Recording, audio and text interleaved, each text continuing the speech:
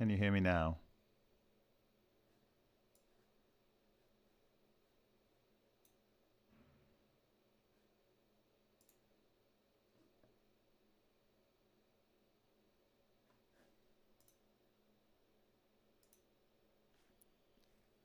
Hi, my name is Bob Grunier and I'm a volunteer with the Martin Fleischmann Memorial Project. So welcome to O-Day Geopolymer, this 25th of April 2022. Thank you for joining us, John Weir, Rob, and anyone else that may come along in the near future. So I'm going to say a few things tonight. It's not quite where I wanted it. We had an interesting revelation yesterday, and I'm going to talk a little bit about that on the next slide because it's relevant. And yes, it put my nose out of joint a little bit, as one might imagine. Hi D2105K and hi Space Case. So it's great to have you here. So what you're looking at on the screen now is a piece of fabric which was draped across a table in a small Byzantine chapel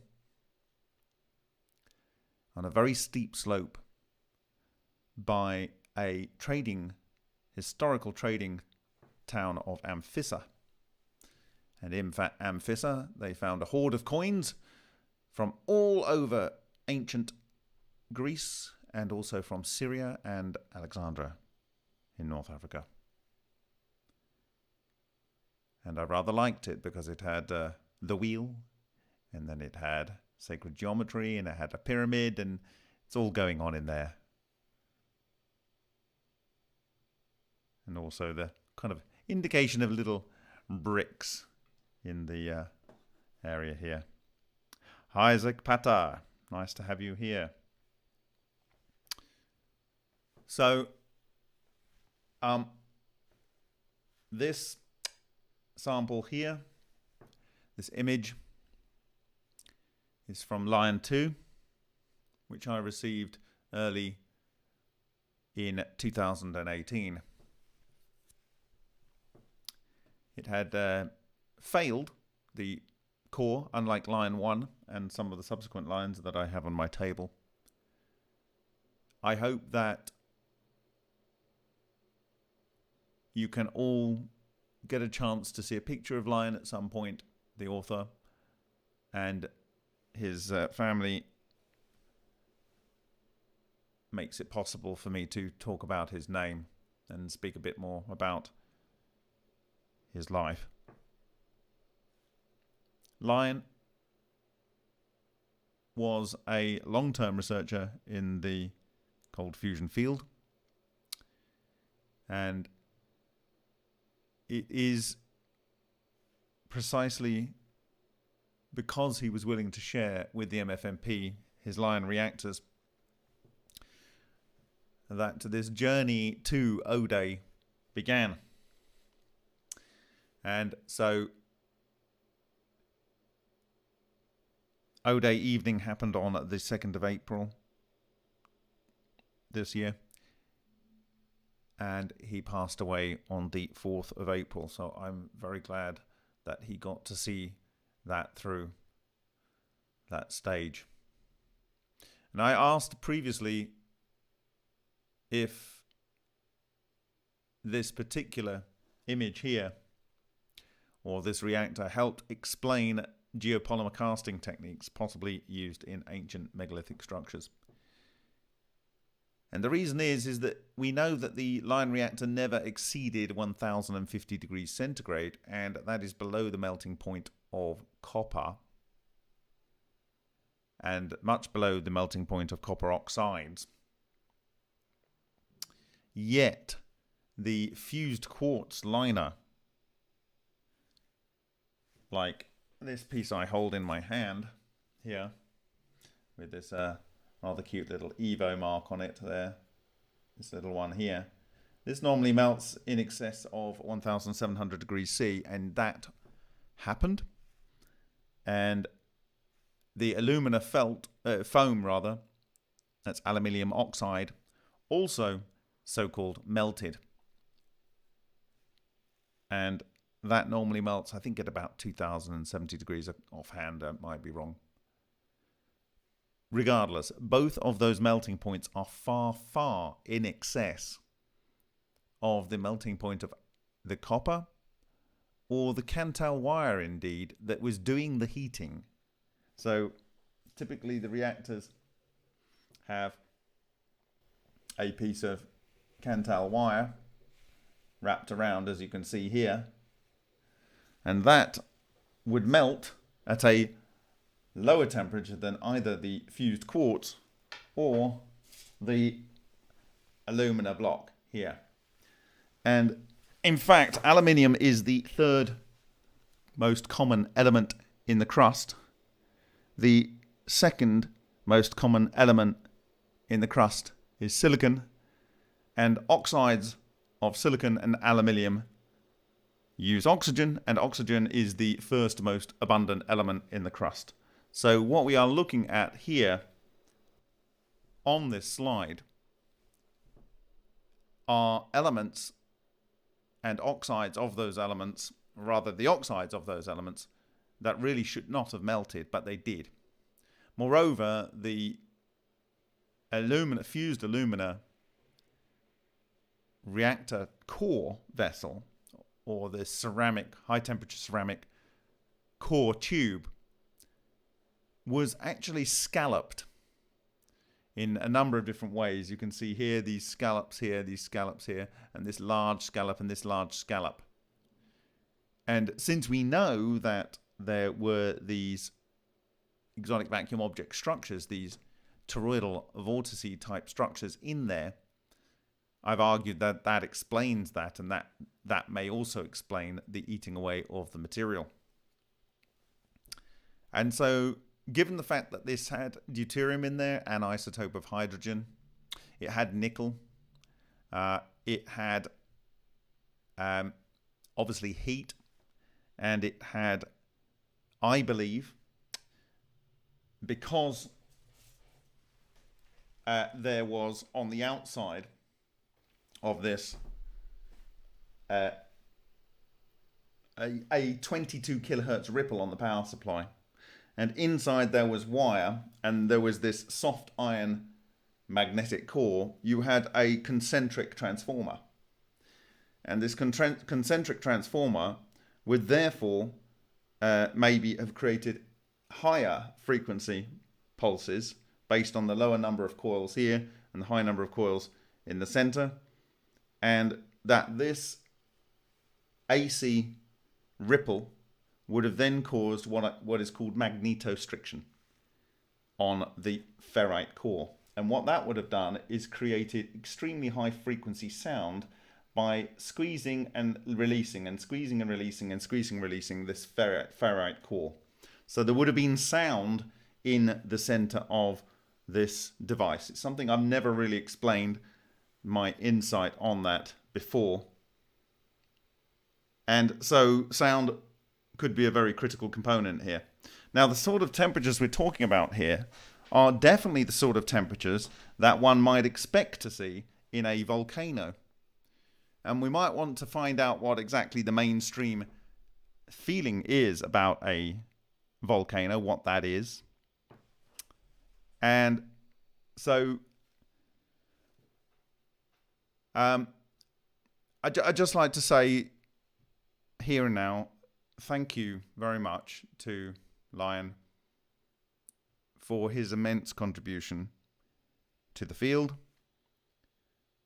And it's a terrible way to go, to die suddenly from a heart attack, having survived the injection and then survived COVID itself.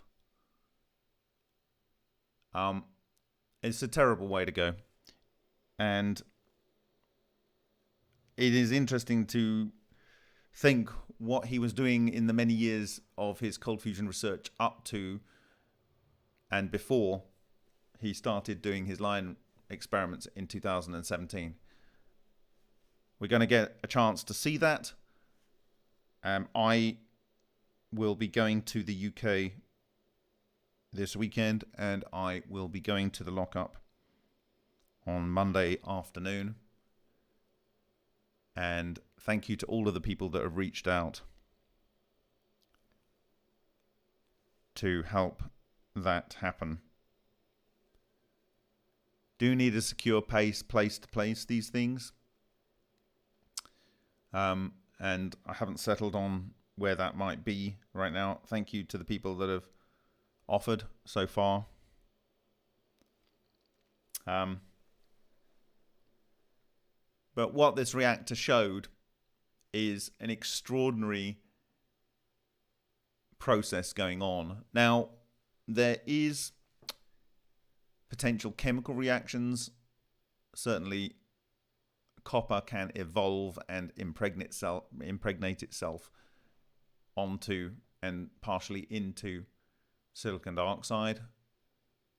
But it was so extreme, and it's also the fact that we know that we have these disruptive matter churning engines in these experiments that fit this sacred geometry that we're now seeing in so much ancient iconography, hieroglyphics, and more. Now, on that note, I'd just like to add one more image to the last presentation about the wind hex that Henk sent me. Henk's actually done some experiments tonight, and he's going to send some images tomorrow. They're very, very interesting, I believe. But remember I said I had a drawing where he was sort of making his planning for his experiment, and here it is.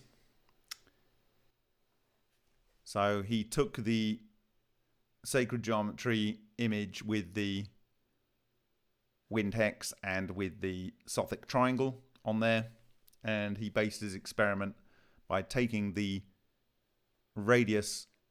diameter of a hemisphere and then putting that on the center line and calculating the height of the column that would be required to make a chamber that was in line with what he felt was the important geometry here, and I think he did a good job. It's quite an inspired approach to it. So he has a cylinder and a cap, and the latest test did this. So this is the previous test to the latest test. It appears to have left layer upon layer upon layer of aluminium, but it would appear in the lower part it seems to have consumed the aluminium. Now, he did a test where he actually removed the mesh and the cap, and what happened is the plasma sort of just started to form on the top. There was nothing going on lower down, and so he put the cap on, and then the business started doing its stuff lower down. So there we have it. It's progressing quite nicely. I think with his fast experiments, we can learn potentially a lot. What he's focusing on now is, can we replicate over and over the same kind of effect? And if so, that's a very, very interesting. Thank you for everyone's well wishes with respect to Lion. Okay, so I'll go back to the subject of the day.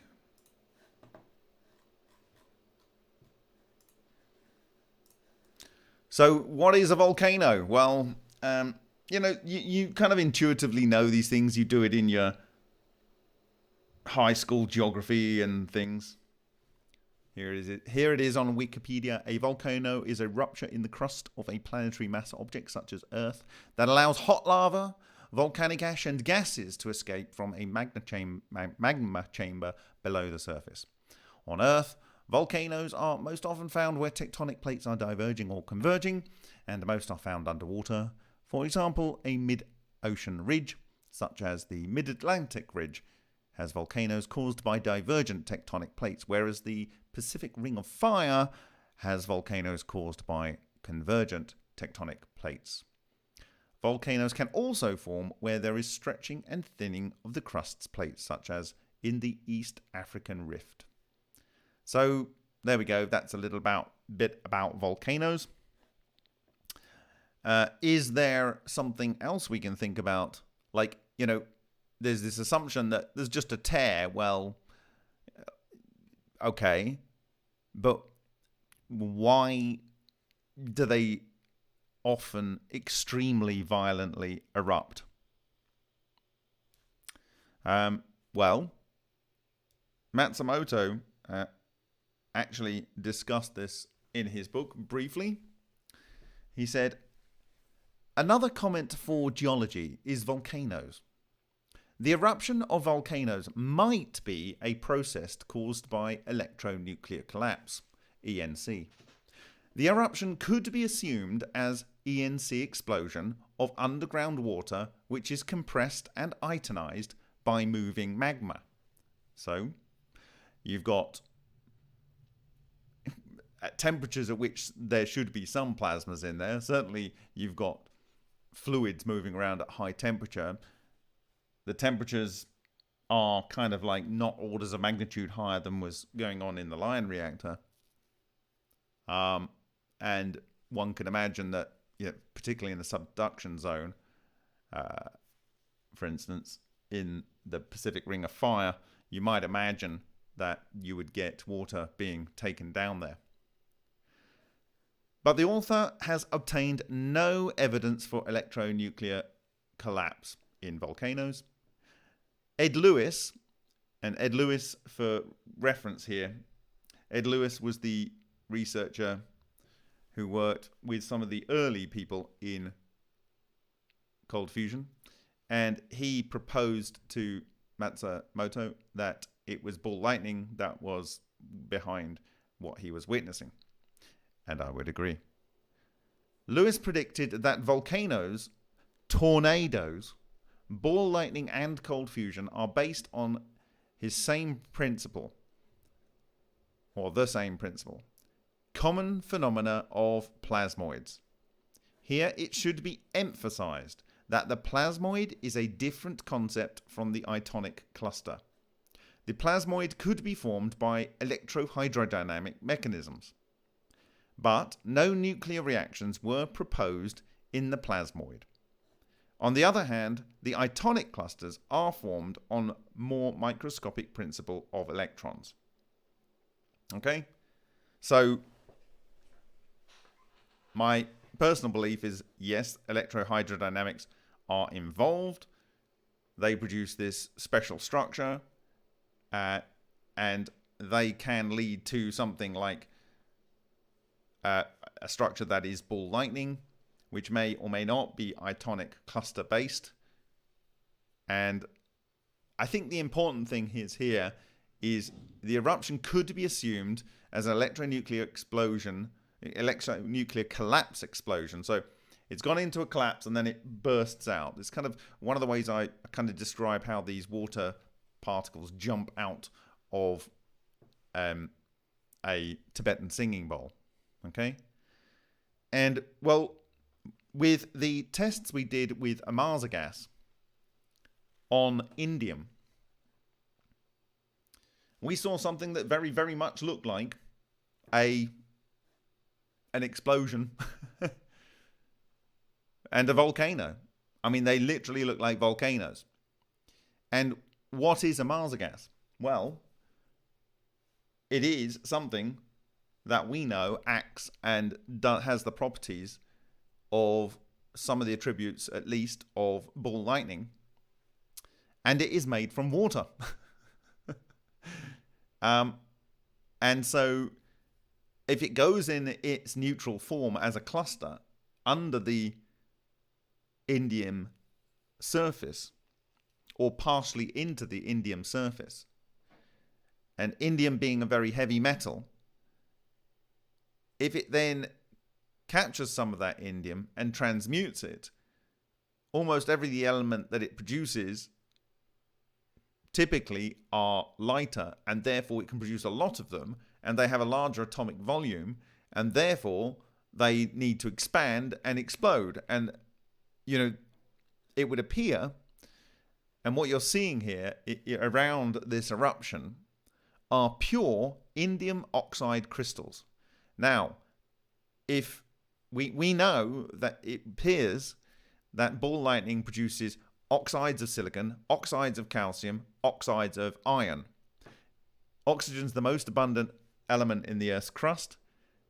It's quite likely that we know it produces carbon. It's quite likely that it produces not only tri-alpha carbon, but quad-alpha oxygen. And therefore, having these perfect crystals of indium oxide in the eruption, for initial eruption, is unsurprising. And so the cone here, formed, I believe, by the so-called magma chamber of the ball lightning inside, is erupting.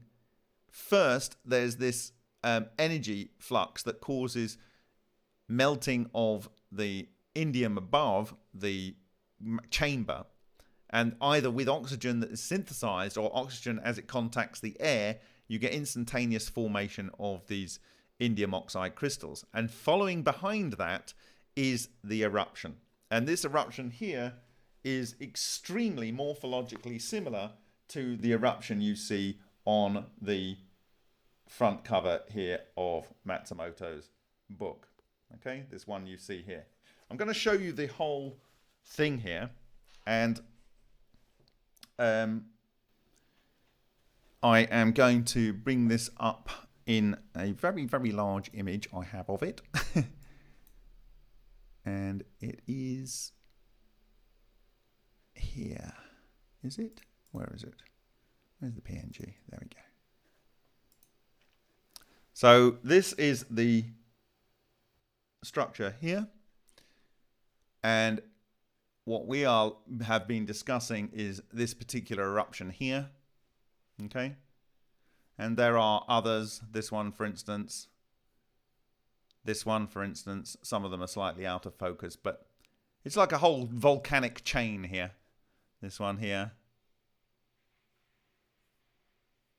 This actually, this looks like a blowhole, and something came out of here, but, you know, it didn't leave anything behind.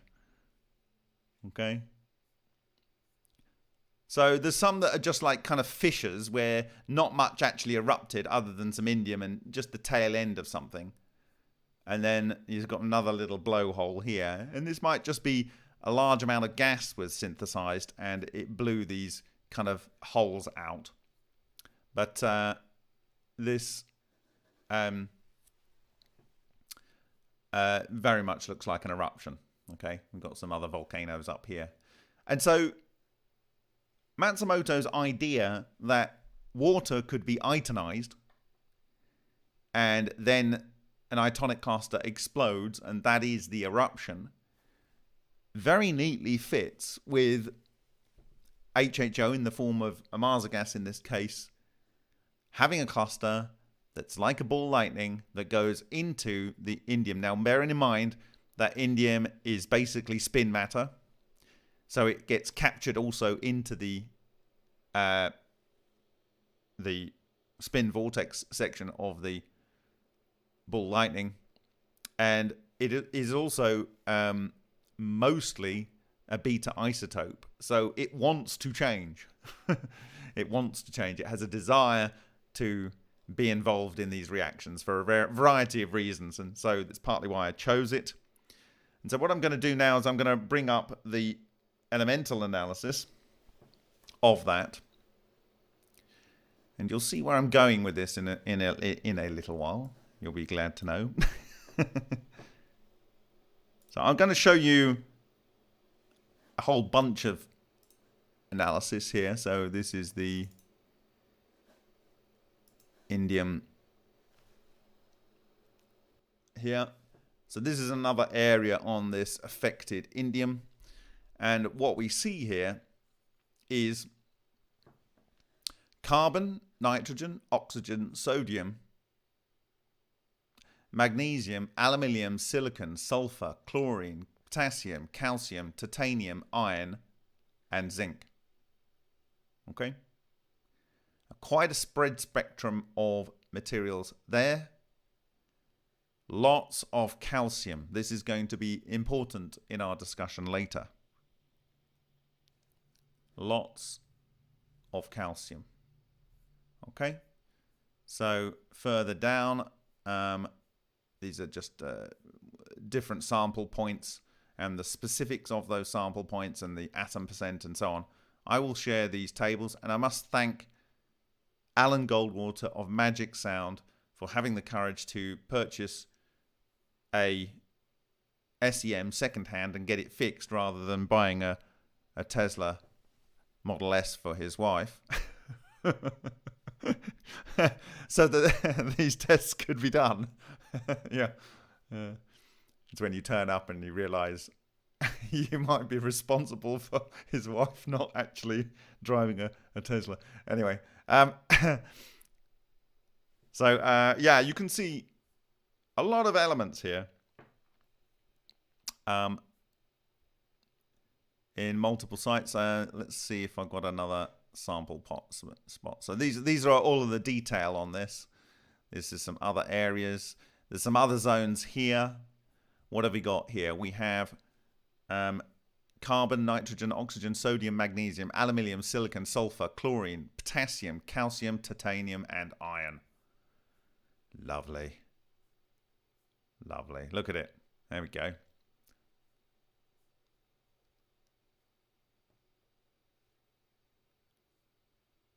And you know, it worried me that these were in chunks when I first saw them. So here, for instance, you've got the aluminium and silicon co-located. Okay, you can tell by their spot colors being the same.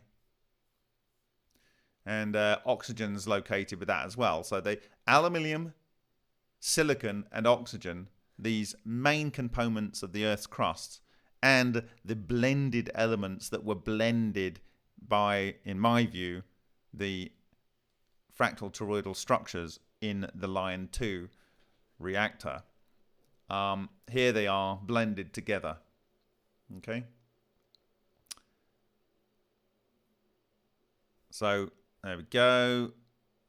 And so we've got some other detail. I've got another analysis of other areas here, which I will show you. Give me a second.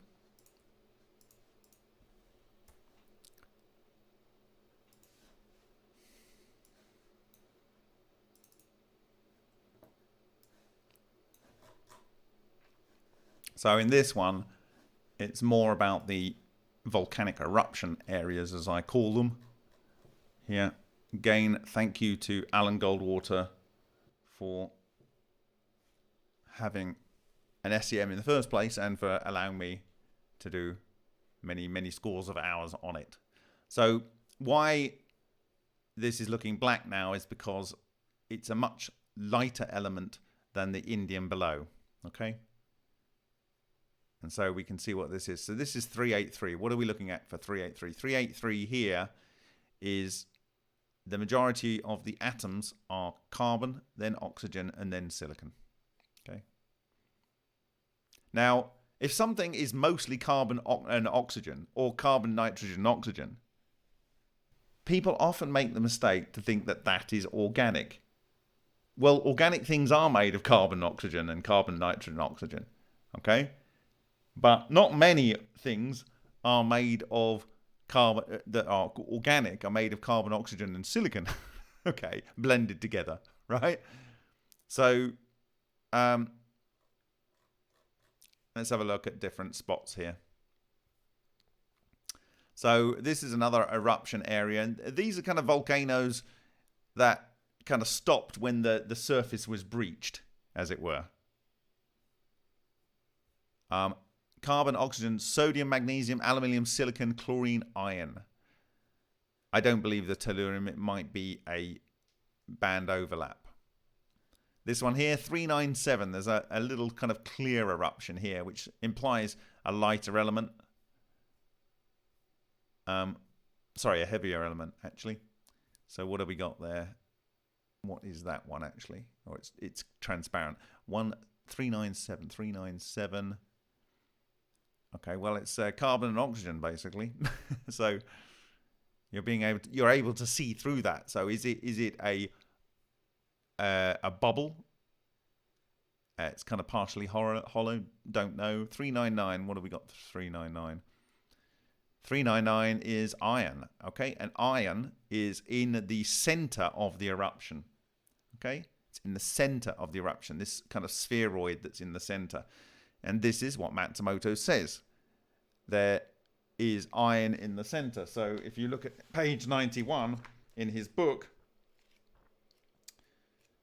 let's go to that.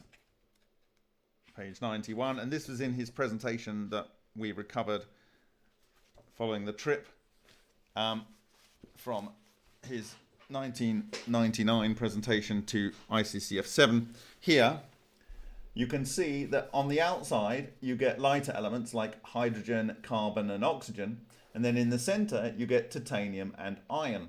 There we go. Thank you, Dr. Takaaki Matsumoto. So it's all lining up rather nicely. Something that's based on water, injects itself under the surface, is able to interact with the matter, causes collapse of that matter, and a resulting synthesis of lighter elements which erupt explosively. So, for instance, in this one, the iron there is 399. The silicon here is in 401. 401, where is 401? 401 is in the center of this eruption point here. Now here, Matsumoto talks about carbon films, and there's this kind of thing here at 405. And what is 405? Well, it's the highest concentration of carbon there, carbon, nitrogen, oxygen. Okay. Here we've got 6.73% aluminium and silicon and iron. And when you see these things synthesized together, you often get this grouping of aluminium, silicon and iron, and they are related to a degree. So if we look at that, what is that? That is in 403. 403 is this central spot here of a part of an eruption there. I like this X-shaped eruption. I've talked about this in the past and how this is actually a sign of the underlying thing that's causing it. So I've done a bunch of sample points here. What do we see? Titanium, 4.86%, nearly 5% of the atoms in that particular spot. Again, titanium was identified by Matsumoto. Sodium, magnesium, aluminium, silicon, sulfur, chlorine, potassium, titanium. We've got iron and obviously carbon, nitrogen, oxygen, and mostly carbon and oxygen. Triple alpha, alpha and quad alpha. Some other random things here. 419. 419 is this fragment here. And that has a good selection of things. This one here. So it's essentially all of these particular elements here. And so I have a little summary slide here. I do if it presses play and stays there. Okay, it's because I've got this on that. So let me go back. Here we go. There we go. So these are most of the elements you see: sodium, magnesium, aluminium, silicon, sulfur, chlorine, potassium, calcium, titanium, iron, and zinc in the case of the indium affected. Now, what about something where we know ball lightning was present? That is in the Henk urine Vega experiments. And I've spoken about this in a number of presentations where the magnetic core, the iron crenellated sphere at the center, has silicon dioxide around it and calcium dioxide around it in the bulk elements.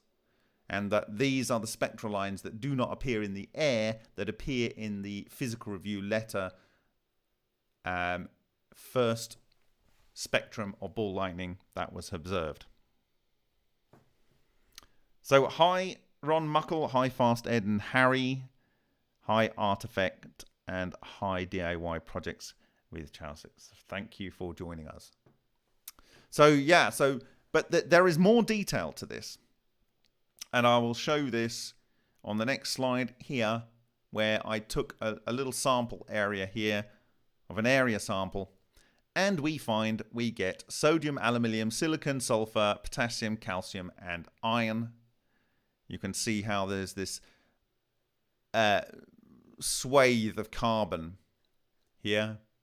And what I really particularly like about this blown up ball lightning is that it traveled across some predominantly zinc oxide with a little bit of copper oxide in there because it was based on brass, and then it blew up, and it blew up leaving this tail and these two wings. And so you can imagine this thing, it's kind of like it's there and it's spinning, and then as it blows up, the coherent matter collapses into ordinary matter. It just spreads out in two wings.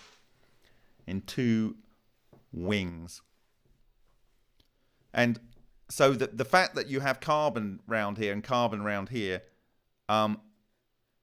located with the broken up ball lightning, but not in anywhere else around its zone, implies that this isn't contamination caused by it isn't co-located contamination with the blown up ball lightning.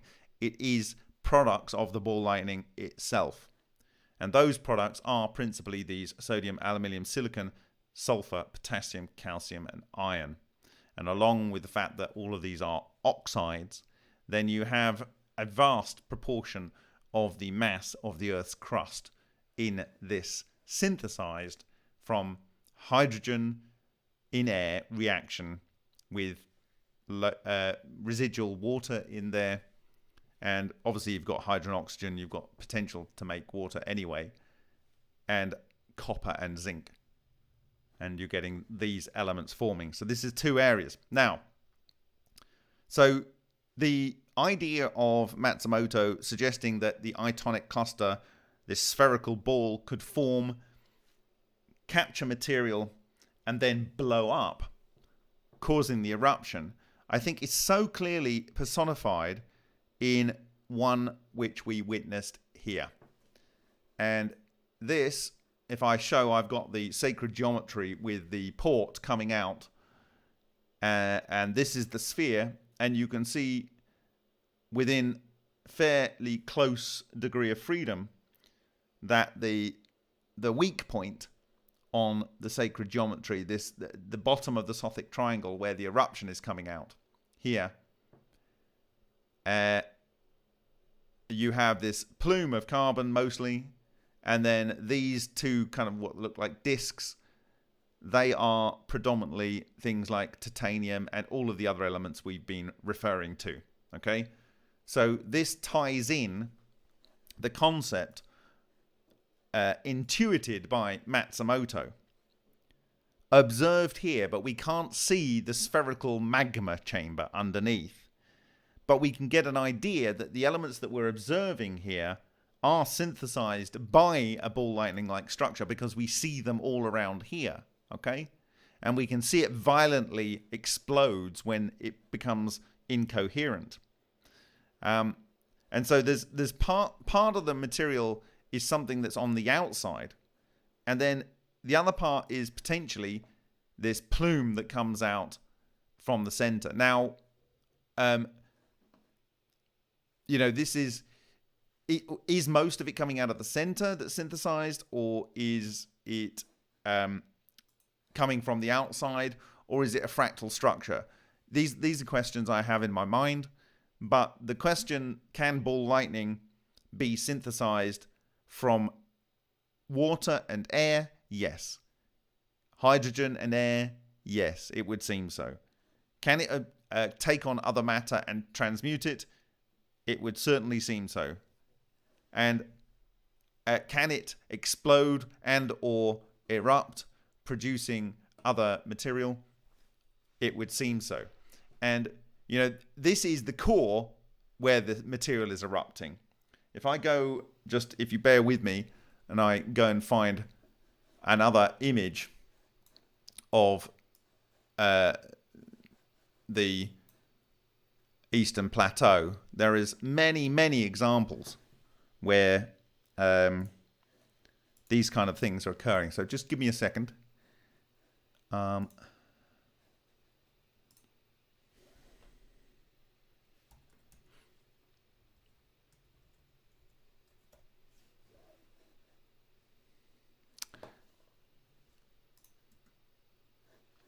And this is the one that I shared with Matsumoto when I had the great pleasure of meeting him. And so not only do you have the crenellated spheres here, here, where are they? Here, here, here. These are all typically at the end of an explosion, you know, field. So they are the core, and in fact, it's just beautiful. You can see how this has got the material sweeping around it, even at its last dying end here. There's one up here that I think is on the tail of a trail. Again, this is at the end, between the zinc oxide and the debris field. So there's two kind of areas going on. There's the overall coherent matter that is around the magnetic core. And in many of these things, we see multiple spheres resulting at the end of the eruption. So it could be one large ball lightning that blew up here, and the substructures here are these ones represented at the end of these debris fields. But this is all carbon and calcium and stuff.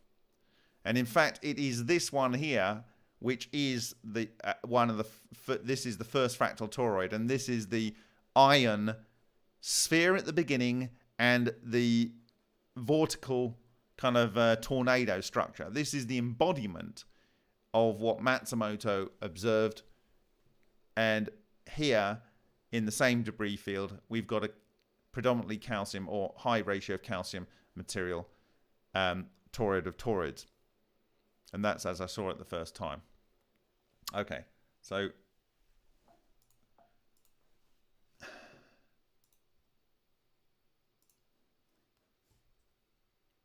I've just got a little bit more analysis on this debris field potentially. I don't know whether it's going to add anything, but let's see. This is the analysis, and this was done in Prague on a thermoscientific. And again, there's the elements: carbon, oxygen, aluminium, silicon, sulfur, potassium, calcium, iron, and then copper and zinc were in the original material. And so when you add those up, you can see it's really a large proportion of the elements in the Earth's crust.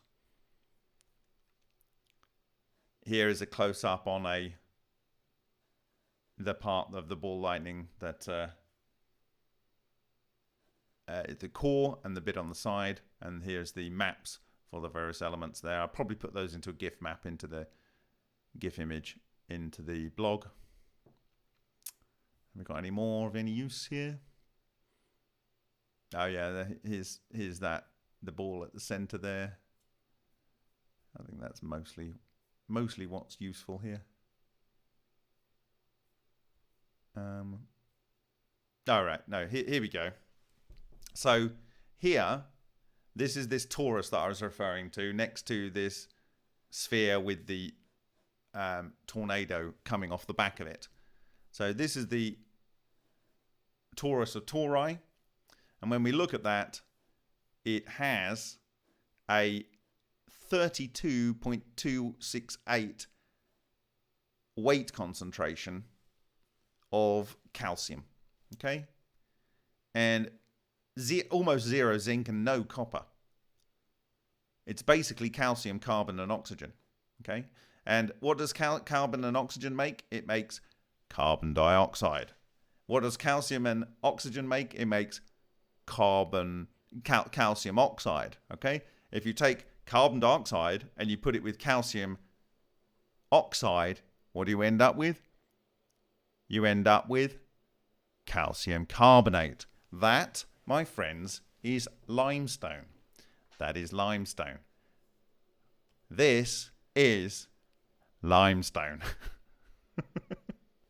Now, I don't know whether the particular ratios add up, because you've got to bear in mind that all of this black stuff around here is carbon. Okay, so that, squiffs the data here. But, what is the ratio here? Calcium, let's say that's 15.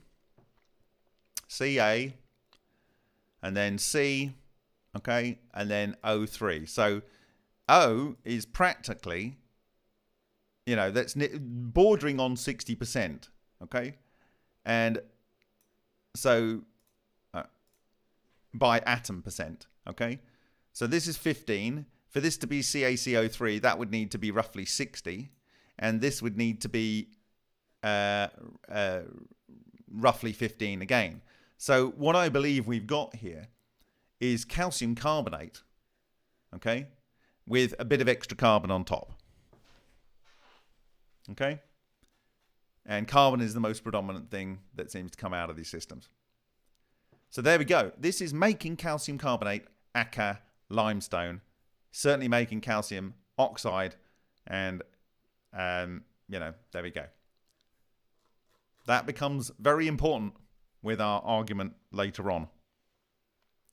Again, I've taken another sample point here on this. What are we seeing? Well, it's got some trace copper and zinc, but here it's actually got 60, nearly 2/3 is calcium, and it's not even 1/3 of that is oxygen. So this is very, very high in calcium. Okay, extremely high at that point. So that is definitely not calcium carbonate. But if you have calcium in the presence of water, it's going to make calcium hydroxide. So you're not going to be far off getting to a point of creating calcium carbonate down the line. Okay. What else have we got? And I looked at this structure here, and it turns out it's almost by weight nearly 94% iron, this structure here. Okay.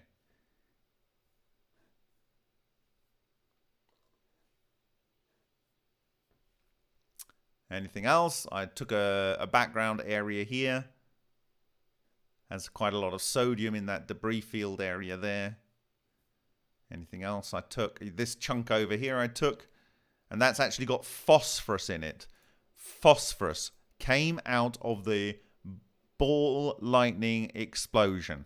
So we can add phosphorus in there as well. I'm going to add that into my slides down here. Phosphorus. So silicon phosphorus. It's difficult to see phosphorus often because it boils at a very low temperature. So you tend to see a low percentage of it, but it would come off. Okay. So yeah, we're seeing phosphorus synthesized, aluminum, silicon, blah, blah, blah. That will be very, very important when we look at some of the C.I.C or whatever it's called claims for geopolymer production. Okay, so more of the same, more of the same, more of the same, more of the same. Okay, and there are some maps. We're looking at here. What have we got? That's more of that. Anything else here? These little particles here are little calcium, carbon, and oxygen blobs. There's what definitely looks like a salt crystal. That could actually be contamination. Again here, this little blob here is calcium, magnesium.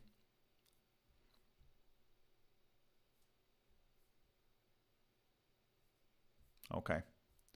You get the idea. So on the Vega Valley, we have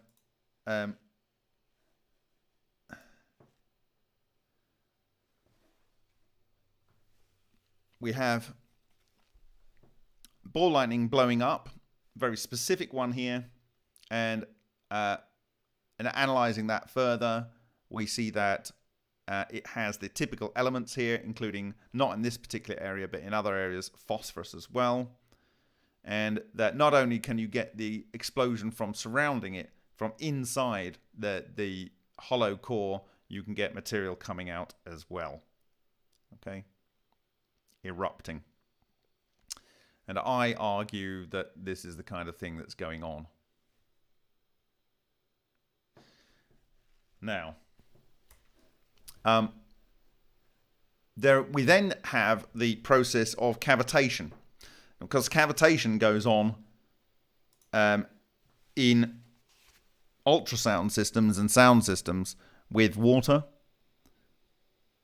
And we spoke about how with Kladoff's work between 1997 and 2002, in his ultrasound systems, he could produce up to 55 elements, new elements, with 360 hours of processing.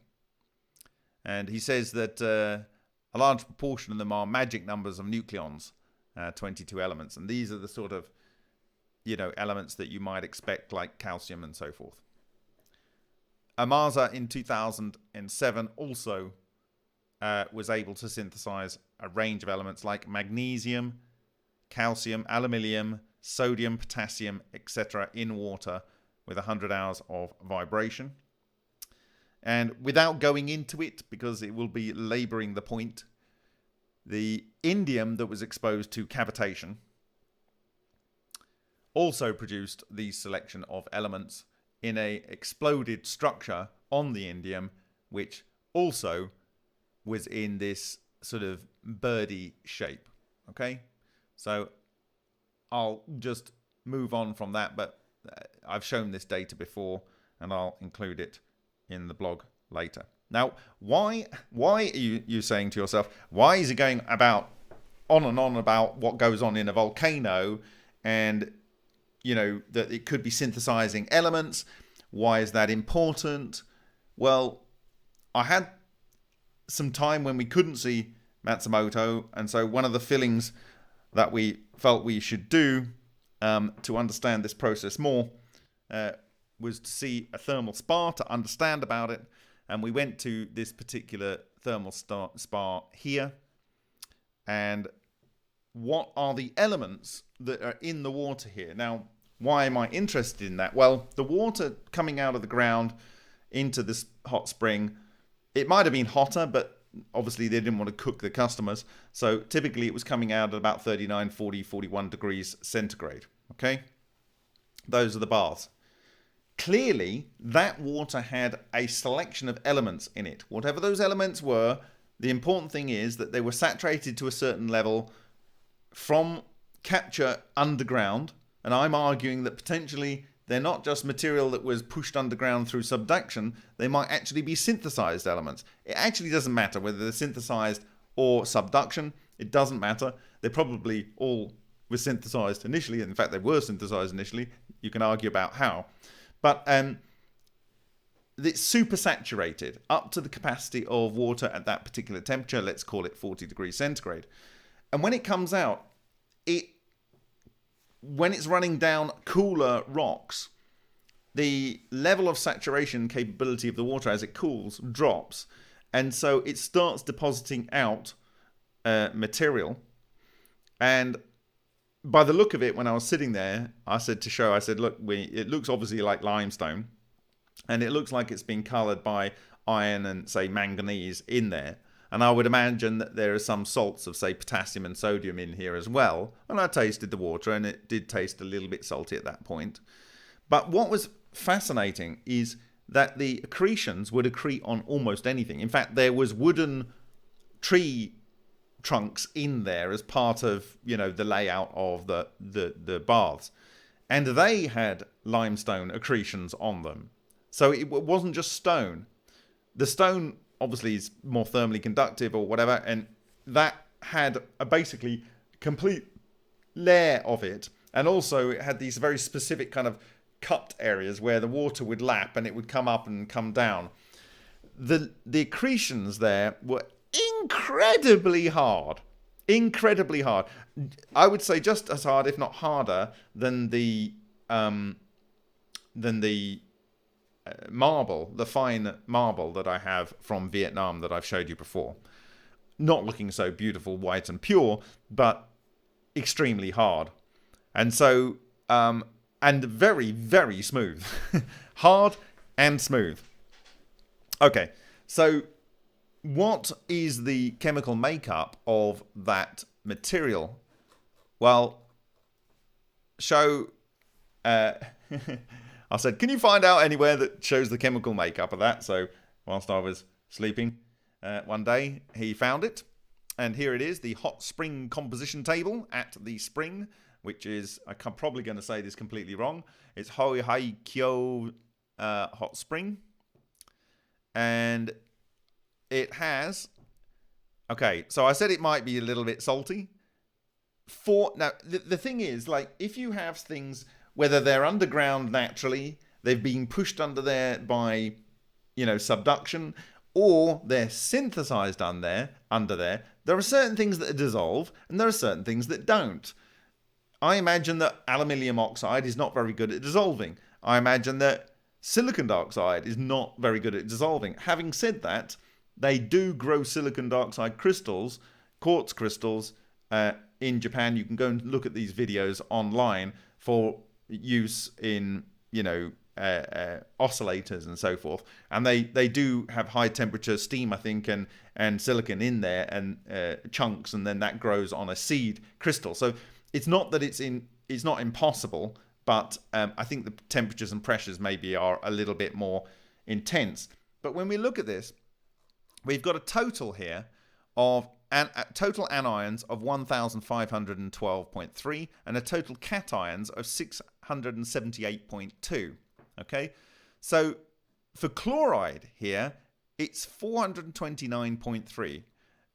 So that is a good, getting on for 30% maybe of the anions there. Okay, and what else do we have? Sodium here, we've got 415. Now you could imagine that salt water being, a lot of coast on Japan has leaked underground. Now, where does the salt water come from? That's a different matter. But anyway, if it's initial generation of the sodium chloride, but let's say that's gone underground, that might explain your sodium chloride here. But it would appear that we synthesized both sodium and chlorine in the various experiments using various methods over the last several years. Then you have a lot of potassium ions here. You've got some nitrogen here in the form of ammonia here. You have a fairly large chunk of calcium here. So the calcium ion here is 158 out of 672. It's, it may be, what is that? It's about 23%, 24%, 22%, something like that. It's a good proportion of the overall cations are calcium. Then you've got magnesium. We saw that. Then we've got aluminium. We saw that. We didn't see manganese, but we did see iron, and there's two types of iron there. So what we have here, we saw sodium, we saw potassium, we saw nitrogen, we saw calcium, we saw magnesium, we saw aluminium. We didn't see manganese, although it's a very low proportion. We saw iron. Okay, what do we see on the anion side? We saw sulfur produced, we saw chlorine, we didn't see fluorine, but it's in a vanishingly small amount here. Now here we've got bicarbonate. This is very, very interesting. Bicarbonate, HCO3. Okay, so some of these are going to make alkaline, some of these are going to make acids. Carbonate here, again, carbonate, CO3. 0.8%, but most of it is HCO3, bicarbonate, at 1015. And that leaves us with an anion of 1512. And so the two things that are really big, or the couple of things that are really big here, yes, we've got sodium, yes, we've got chlorine, but then we have a lot of calcium, a lot of magnesium, and then we have a lot of bicarbonate and carbonate. Okay, that speaks to limestone in there, and the fact that we have some manganese and iron really explained what was observed. So what I'm saying is Matsumoto proposed, and Ed Lewis thought it was the same thing. The ball lightning, or a process in Matsumoto's terms, itonic clusters, is going on underground. It's caused because of water there, and you can imagine if the salt water from the sea is going into the fissure, that might explain a lot of the sodium chloride in this instance that we see here. Okay, but that obviously would be carried by a lot of water, and so it's the water, the itonizing of the water, or the hydrogen in there, and the oxygen. You know, oxygen being the thing that causes the itonic clusters to bind to. You know, you have a situation where you could have this hypothesized explosion. It would appear that we've seen it on the indium. It appears that we've seen it on the with the HHO gas of Amasa, and it appears that we've seen it with the residual air and hydrogen in the experiment of Henk urine. Okay, so I'm buying what is being sold here. There are some other things that we have observed, or rather that they observed here. Metaboric acid. These are things that contain, you know, boron, very little bit of arsenic here, and so forth. So metasaccilic acid. Now, you know, is this what we need? It's quite a large proportion. Is this what we need in order to create our geopolymers? Metasaccilic acid, okay? Hydrogen, silicon, and oxygen. All things that are synthesized, and all things that you would expect if you've got water and silicon in there, okay? Maybe that's what we need, okay? Metaboric acid, well, we've seen boron produced in an ultra experiment. It would appear, you know, it could be concentration, but it would appear that it's there in that particular location. And so that's a high concentration as well. So the acids, you know, these may be good at doing the dissolving. Here, free carbon dioxide, 175 milligrams. So you can imagine that if there's limestone down there, that is being heated, and the heat is causing the carbon dioxide to evolve, and that might result in that, and it might result in these carbonates and bicarbonate ions being synthesized. And so there we go, that's that. There's some minor ingredients of cadmium rather, copper, basically nothing, lead and mercury. I like the not the contradictions, the common indications here, like things that this is good for fixing: neuralgia, muscle pain, joint pain, blah blah blah blah blah. I like this one: house and lottery. Hi, problems with your house and problems with your lottery. Hi Gordon, great to have you here. Okay, so now we get to the bit more messy part of the presentation here. There were 3 people I asked you guys to look at with respect to this presentation. And the first one, if I go there, I'm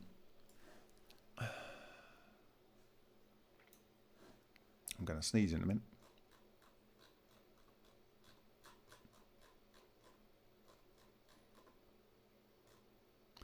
Ay, ay, ay.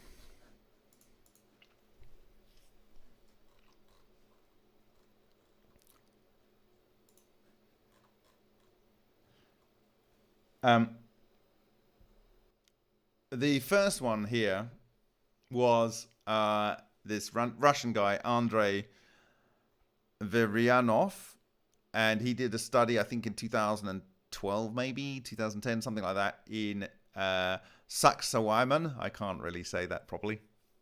And a couple of things that he noted is that, yes, the lower blocks are from the quarry. They have the inclusions, they're the same thing, and they were piled up. But they seem to be coated in a geopolymer.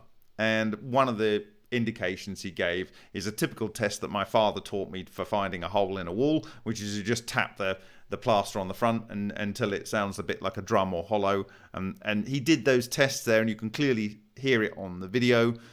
And so the outer skin is this more homogeneous material, sculpted, and then underneath that there are blocks of straight quarry material. 2 or 3 layers up, it is, according to him, 100% so-called geopolymer. Okay? And unlike the material in the lower layers, it is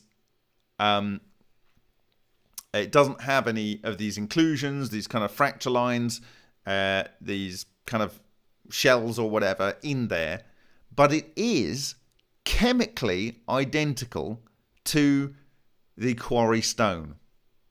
Chemically identical to the quarry stone, and it has particle sizes of 1 to 10 microns. I believe I'm right in saying.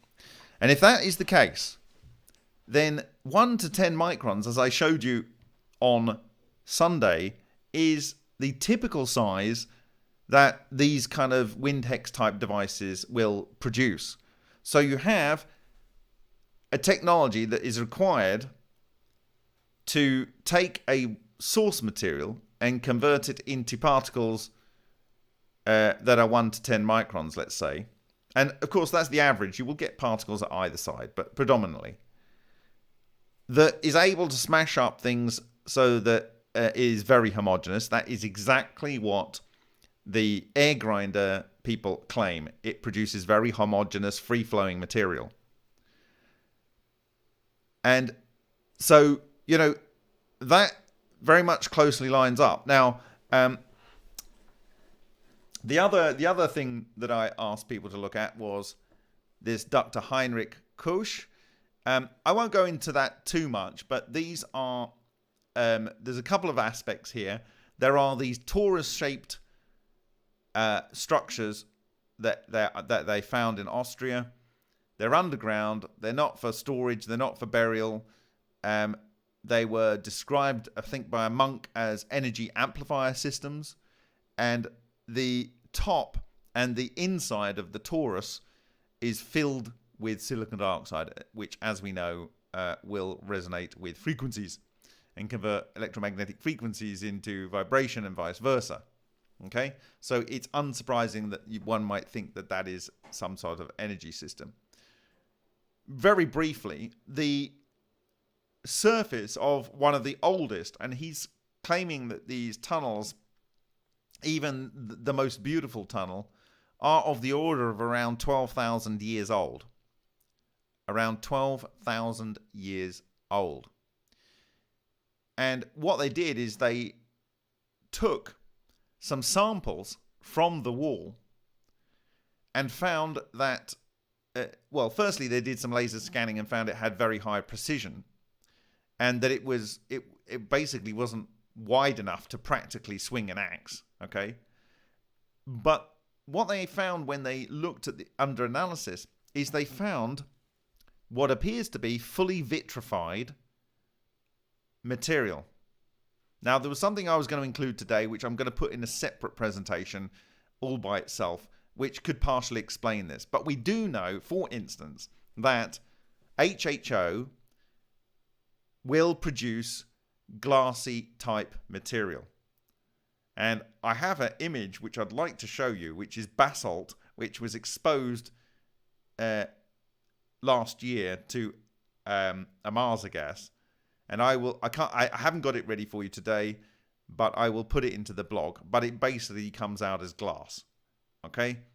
And so, you know, you've seen these kind of things with HHO doing that to rock. But, you know, it's a very clear picture from actually Amasa gas. And the particular image they show is the fact that there's an underlying layer which is kind of like more like normal rock. There is a skin of fully vitrified material, and even these spheres of like silicates that are actually liquidized. Okay, so yeah, it does. You know, I might actually find it. You know, give me a second. Let me see if I can find it. It does look a bit like obsidian. Actually, it does look a bit like obsidian, which has just been mentioned in the chat. So let me see if I can find that.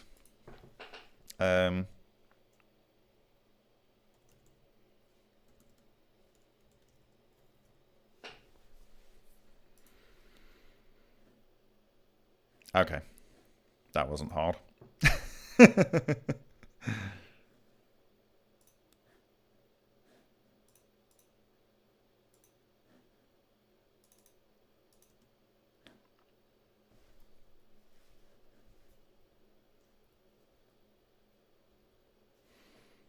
So here we go. Thank you, Show, for sending me these images. Thank you to Dr. Royshin Amaza for allowing the test to occur. So you can see the Amaza gas there in the background, and it's in the lab. And here is a couple of images. If I can go to the right directory. Where did that go? Yeah.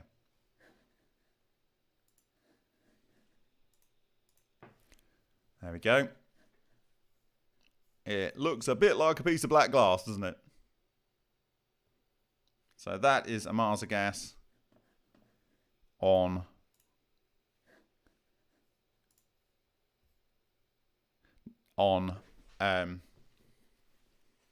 how should we put this? On basalt. So that's what it does. Okay, looks a bit glassy. So the idea that you can create acids and you have metals, effectively you've got electrolytes and metals, and you don't produce electricity and you don't produce HHO gas, seems a little bit odd to me. And if you do produce HHO gas, for instance, and burn it on the fly, which is exactly what Dr. Royshin Amaza does, then you do have this ability to vitrify rock. Okay? So, and I've already shown that the Amaza gas will produce these fractal toroidal structures. Okay? So, you know, this is definitely something that can be done. Okay? So, when you see these examples in Egypt where the outside of the rock is, you know, fused and glassified, it could be that they ran a treatment over it to make it smooth and polish it. You know, they actually use HHO for, you know, polishing materials. You do like the gas polishing of polymers even. Okay? So, right. Okay. So there is I might find it. I have it somewhere, and I kind of want to show you actually, rather than leaving it, because it really answers the questions in some of these things. Give me a second. I'm gonna have a quick drink, and I'm gonna see if what I wanted to show you I can find you.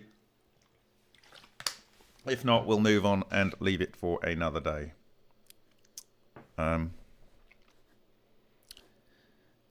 Honestly, I don't know where I put it.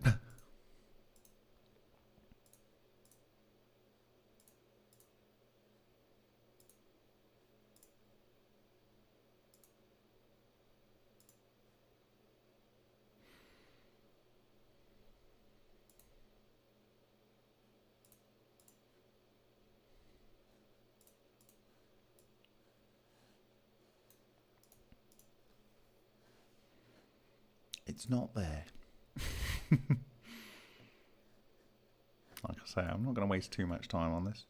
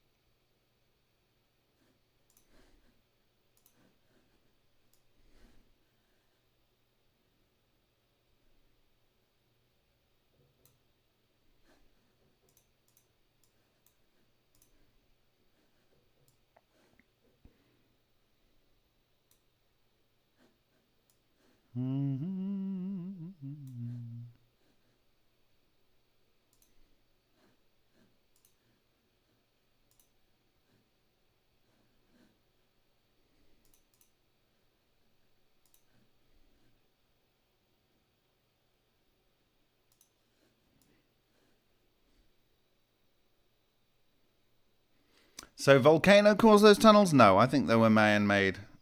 Okay, but using technology that is not generally considered possible by most people.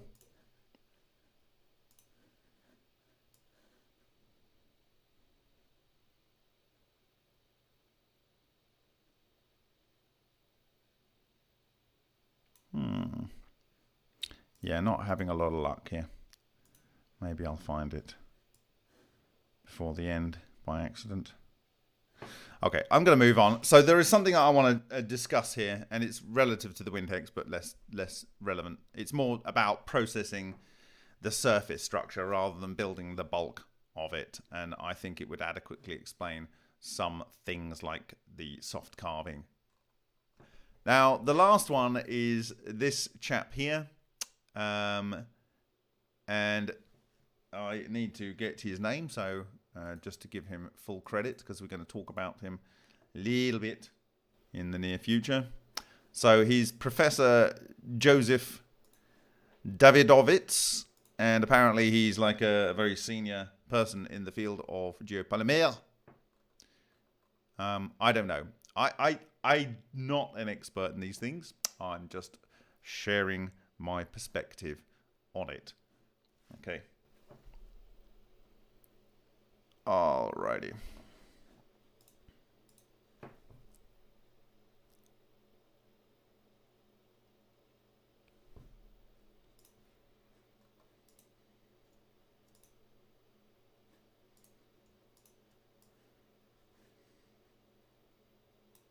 Okay.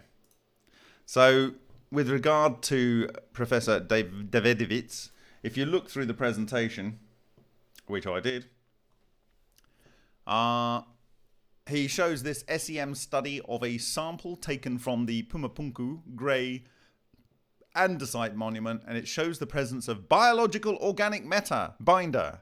Well, we know that carbon and oxygen and nitrogen can be synthesized by this process. Okay, so, you know, I'm not overly convinced that that could be, you know, the case, that it is deliberately put in there. It could be, it might not be. What I can say is that when I look at this, that this kind of like large sort of continuous fractured material, it looks a lot like the copper oxide in the Lion reactor. So, you know, is it? I don't know. You can sometimes fool yourself with SEMs, so you need to be careful. This feature is very unusual in a volcanic stone. It supports the idea of artificial andesite geopolymer concrete. And then he says particularly that there is no evidence in stellar, etc. And, you know, I would disagree. And then he makes an argument that you can't produce calcium oxide, and I'll go into why that's important, and vitrified materials, because the combustibles available on this particular plateau where these buildings were built were camelid dung and grasses and shrubs, and he cites this work from a different region of the world where they looked at dromedary dung in an arid desert conditions in Jordan, and they found that they could only obtain temperatures of 596 degrees across 10 firings. And he says this is a relatively low temperature because the ceramics are made in an open fire, bonfire, like a garden fire.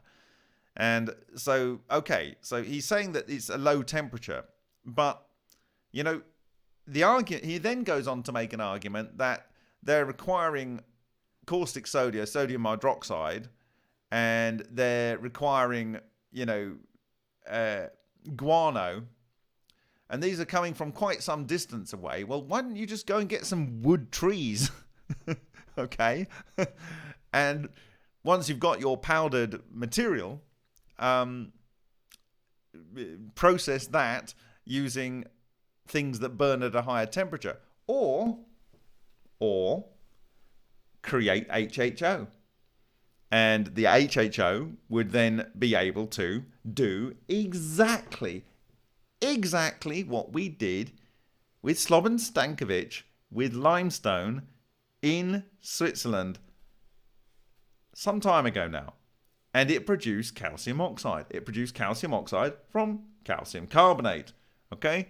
So you don't necessarily need anything. How shall I put this?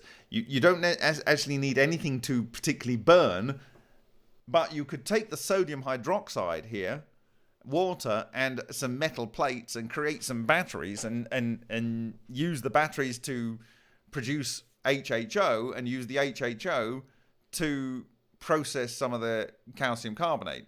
Maybe. Okay. So, and the other thing is he's talking about that he's using guano as part of the process. And guano has a very high level of potassium in it. Sorry. The potassium here is very high, and it's not present in the Pumapunku analysis. Now, you could argue that it's water soluble and maybe it washes out when they're doing their preparation. Don't know.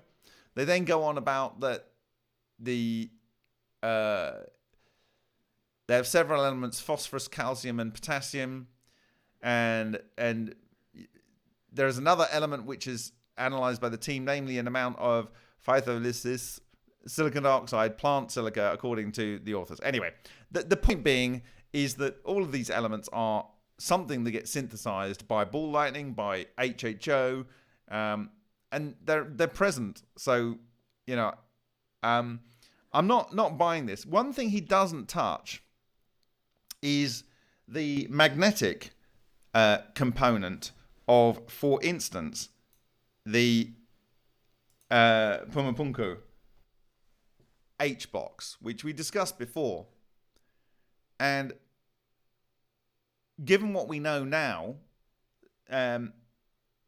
we have another understanding of how this could occur. So, firstly, there are those that say a geopolymer is made and it was put into molds, and that's why they're so regular. And because you have a mold, for instance, that could be made of a material that is far easier to, carve and whatever, you could end up by creating a very precise mold and then pour the material geopolymer in and letting it set. But this still doesn't explain the magnetic component.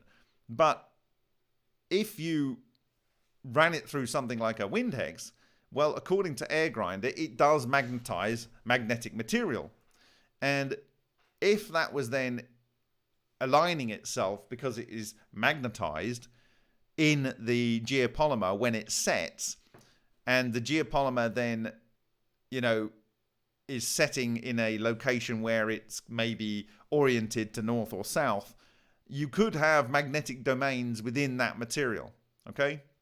So there's one argument for that the means by moving the blocks and carving the blocks creates magnetizing zones in the H blocks. And if we are to believe that the wind hex is related to the auspicious symbol, which is present across the world, and that potentially was used to grind the material, the basalt or whatever it is that's used, then one could argue that the magnetized nature of it would be as a result of the wind hex, use of the wind hex type technology. Okay? And this is not even addressed by this person, Professor Joseph Davidovitz. Okay? So, I don't buy the necessity for organic things to be put in there because organic things are produced by this process. I don't buy the argument that people couldn't get high temperature burning materials to fire it, because, you know, if they're willing to walk a long distance to get some of the ingredients, why would they not walk distance to get the wood or prepare it in... Anyway, the point is that I think they could get some things that burn at a higher temperature than the dung, than llama dung or whatever it is, and grass. And moreover, if they are getting things like sodium hydroxide, then why aren't they using that as an electrolyte to produce electricity and you know, causing some HHO production, and then using HHO to do exactly what we did with HHO on calcium carbonate to produce calcium oxide, which then can be slaked. So I'm going to go a little bit more into that. So I have a question here. What is so special about limestone and basalt? Well, in the case of lime, this is from Wikipedia. There's a process, you know, hydraulic limes are classified by their strength. They can be feeble, moderately, and eminently hydraulic lime. Feebly hydraulic lime contains 5 to 10% clay, slakes in minutes, and sets in about 3 weeks. It is used for less expensive work and in mild climates. Moderately hydraulic lime, contains 11 to 20% clay, slakes in 1 to 2 hours, and sets in approximately 1 week. It is used for better quality work and exterior walls and in freezing climates. Eminently hydraulic lime contains 20 to 1 to 30% clay, slakes very slowly, and sets in approximately a day. It is used in harsh environments such as damp locations and near salt water. Okay, so, you know, there's various strengths. Now, what is clay? Well, clay is very, very fine particles, typically of sand, you know, very, very fine particles, and you know, you can create that with a wind hex. So you could make these kind of cements, but the important thing to note is what they're saying is the andesite is the same thing that was, or similar to what's in the quarry. And in the case of the Sichuan, or whatever you call it, it's exactly the same, except the particle size is regular. There's no inclusions and so forth, but it's chemically the same. So you had to go through a process that would take the material from the quarry, reduce its particle size, regularize those particle size, and then get to some point in between to reform that into a material that you could then cast, and then it would set solid. So on that basis, I would like to share with you this particular cycle, which you may well be familiar with. And that is that if you have that lime cycle here, and that if you take calcium carbonate, CaCO3, which we know is synthesized, okay, in these technologies, and you heat that up, you need to heat it to at least 850 degrees C. They're suggesting 1100 degrees C. All of these things, it doesn't actually matter what the temperature is because HHO does it. But if you need to achieve 850 degrees C, you could do that if you had decent wood to burn. Okay? So calcium oxide. And then you hydrate it or slake it, and that produces calcium oxide plus H2O goes to calcium OH2 plus heat. This is calcium hydroxide. And then over a period of time, that becomes calcium carbonate again. Okay. So, in words, when limestone chalk calcium carbonate is burnt in the kiln, it turns to quicklime calcium oxide and releases carbon dioxide. Water can be added to quicklime and burnt lime to produce hydrated lime, calcium hydroxide. Over the lifetime of lime products, carbon dioxide is gradually reabsorbed by lime from the air, which is known as recombination. Chemically, this begins to turn the lime back into calcium carbonate. So the chemical formula here is CaCO3 and so on. That goes to CaO plus CO2. And then the quicklime here is CaO. The hydrated lime is CaOH2. And adding water to quicklime produces an exothermic reaction. So basically what you've seen at the top there, and then the recombination, the recarbonation here is what's going on here. So that is a process. Okay, so what I'm suggesting we might like to do is we use our air grinder, our wind hex, to reduce our particles down to a very fine free-flowing size. And then what we do is we actually just heat a proportion of that. Why am I saying that? Is, well, you could actually use calcium carbonate as a binder for some slaked lime and then mix it together. So a good proportion of the calcium carbonate is already calcium carbonate. So you've only got the bits that are sticking it together as lime. And then if you were actually able to capture the carbon dioxide and bubble it through water, you would actually end up with carbonic acid. Okay? And you could use the carbonic acid to mix the two together. So it's actually already got carbon dioxide in, and it doesn't necessarily, there isn't a massive, it depends on the temperature, of course, but there is a solubility of carbon dioxide in water at 25 degrees C at 1 atmospheric partial pressure. But it might just be enough to give you a reasonably fast setting time. And here's the thing. They're talking about here that over a period of time, there is recarbonation. Okay? Recarbonation here. Now, when you're talking about things that you want to last for 1,000 years or 10,000 years or whatever, are we worried about a few years here and there? And is there any evidence that calcium oxide can readily absorb, say, carbon dioxide and trap it?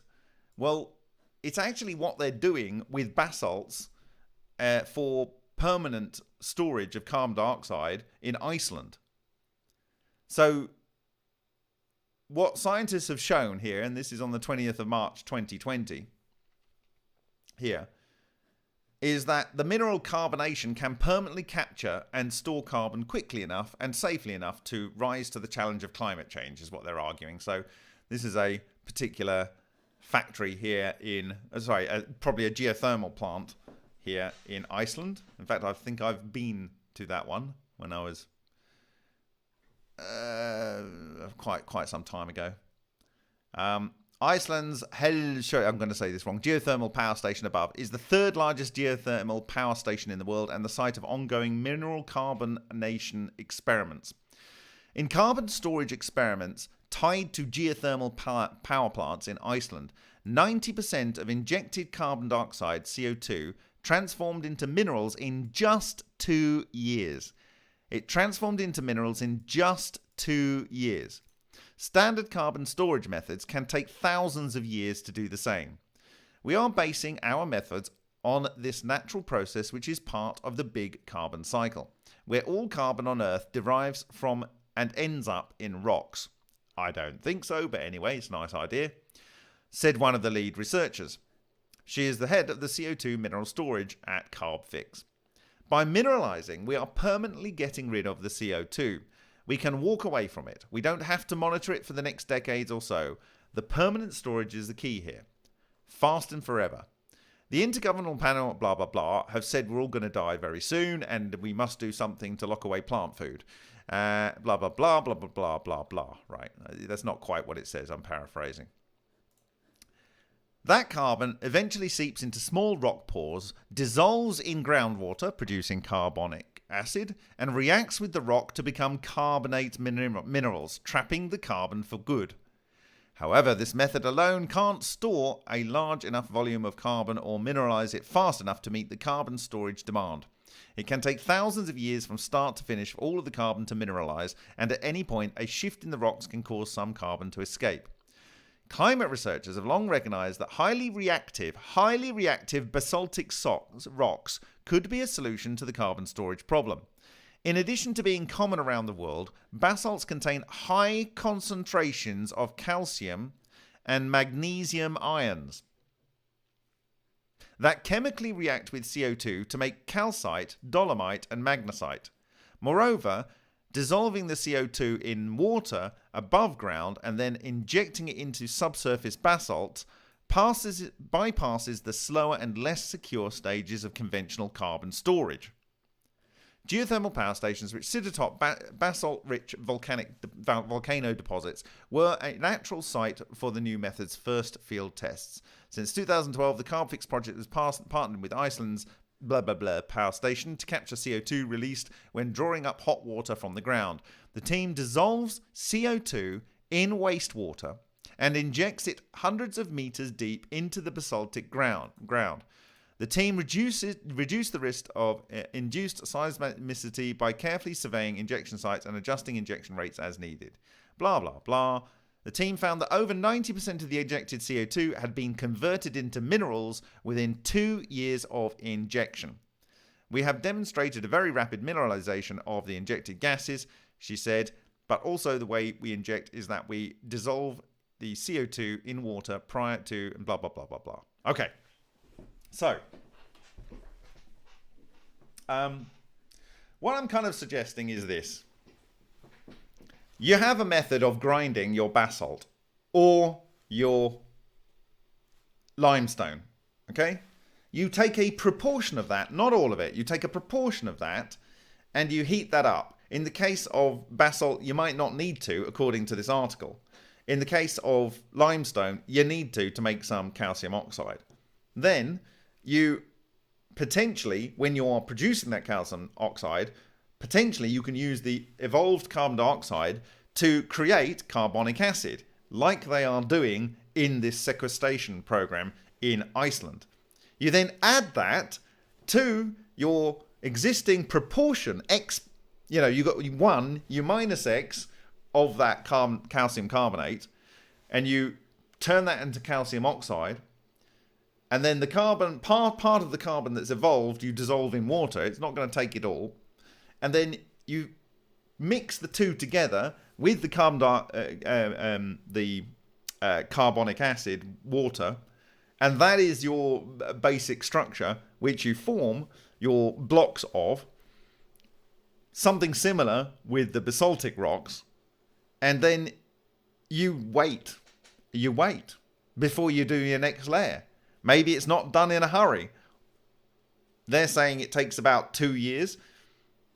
Obviously, there's 2 ways you can get carbon dioxide. It's from the air, which is very low percentage. It's 0.04%.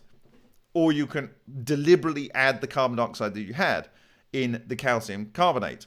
Now, what happens if you, for instance, I don't know, you put some kind of seal over the top of the rocks and you actually burn more calcium carbonate, or even you burn just organic matter and you produce carbon dioxide and you kind of somehow force that into the rocks. So there's a number of ways to do this. One is waiting for time, and one is to try and force the process, either by pre-priming it or only partially using the material in there. That's kind of where I'm at with this. Now you have the process of maybe of sealing it with HHO, so you can actually do some sealing process as well. So those are the kind of concepts. Like I say, my thoughts got a little bit squiffed out yesterday. But this is a real technology that they are talking about here. You can reconstitute, you can dissolve, obviously, carbon dioxide into water. That is your soda water, for instance. And, lime has this lime cycle, okay? And potentially you might need to add something like metasaccilic acid here that exists in the hot spring, and that might play a role, or metaboric acid. These might play a role in facilitating the geopolymer formation. But I think learning from what a normal volcanic lime, and it's incredibly hard, the limestone that is around that thermal bath. Incredibly hard. So the answer is here. It is here in this data. And we potentially have a method very soon where we can take, for instance, limestone and mash it up into 1 to 10 micron particles, as is observed in Tiwanaku. Is it Tiwanaku or whichever one it was? Yeah. No, in Saxa-Weman, that guy. Maybe I'll actually say it right. And potentially a method by which, by taking a proportion, treating a proportion of the calcium oxide as the aggregate, and a proportion of that converting to calcium oxide, slaking it potentially with carbonic acid, mixing the two together. Will that work? I don't know, but we might have an opportunity to find out quite soon. And so my question is, can we use what we know and what we have witnessed to propose methods of geopolymer construction? And if we can simplify that down and down and down, then, you know, we can then ask the question, did these ancient people have access to this technology, or did they use other methods? I can say, and I don't know if I took a picture of it, but in Cyprus, in Larnaca, in the museum in the center of Larnaca, there were these mills stones made of a hard material, and they had extremely large teeth. I mean, they were, I guess, 2 inches, right, of these teeth, and they kind of went down like that. And it looked like that they had these huge poles that they would put into the side, and you could imagine a horse or an oxen winding this thing round. I wouldn't imagine there was any grain in the world that would be useful to put through that. You would just put it in the top, and it would come out at the bottom as grain still. It would just flow straight out. But if you had rocks and you put it in the top, maybe it would come out finer. So maybe some people kind of had a hash up job of how to do this process. Maybe some people had the real technology. I don't know. But if we can produce the geopolymer, and particularly if we use something that has the potential to become magnetized, and it gets magnetized by the wind hex, as was observed by the air grinder, and as we would expect if it's producing these magnetic monopole type structures, would that align the magnetic moments? Now, we know that these structures, they only last in the matter for, say, 2 days or whatever. But it doesn't matter if you have a load of small magnetic zones, right? And they are aligned during the milling process and fixed in position, say, with the Earth's magnetic field in the setting process. They might lose their magnetism that was given to them by the fractal toroidal moment action, but they might have intrinsic magnetic moment in there that interacts with the Earth's magnetic field that is observed in the H blocks at Tiwanaku. So this is kind of where I'm at. I think potentially with the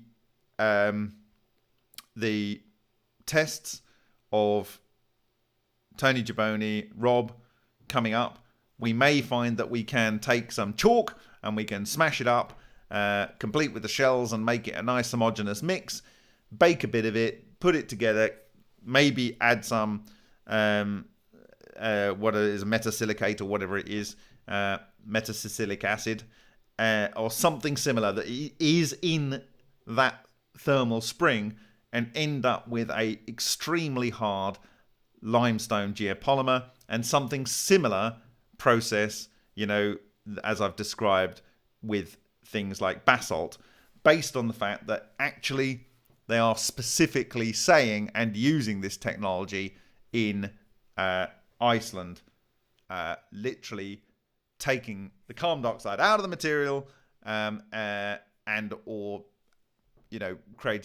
locking it into rocks permanently, into minerals. Okay, so this is a thing that can happen. Can we do it? My question is, can we use now what we know with the tools that we predict can deliver fine particulates to produce geopolymers? And if we can do it, why should we be so arrogant as to assume that people that had this symbol all over the world, maybe they were using it, maybe they had the technology, and maybe this explains some of the megalithic structures. So with that, I'm going to ask if there are any questions. If there are any questions, that would be useful to ask now.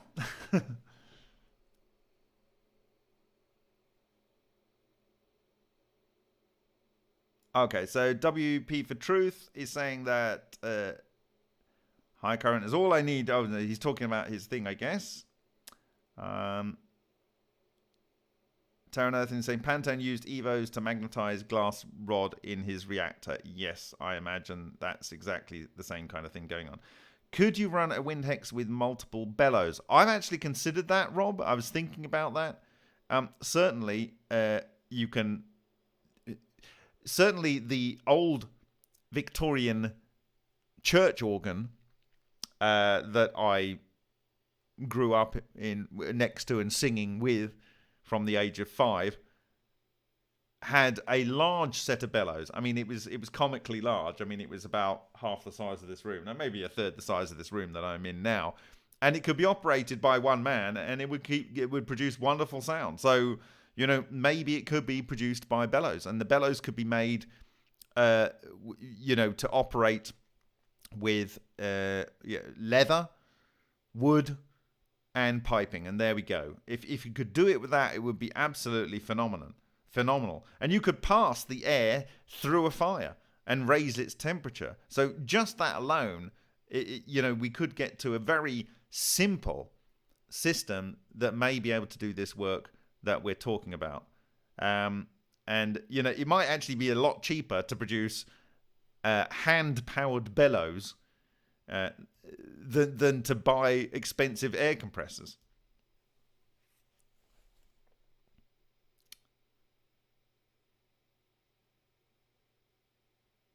So Harry's saying the wind hex magnetizes material via the fractal toroidal moment ball lightning. We know it magnetizes material.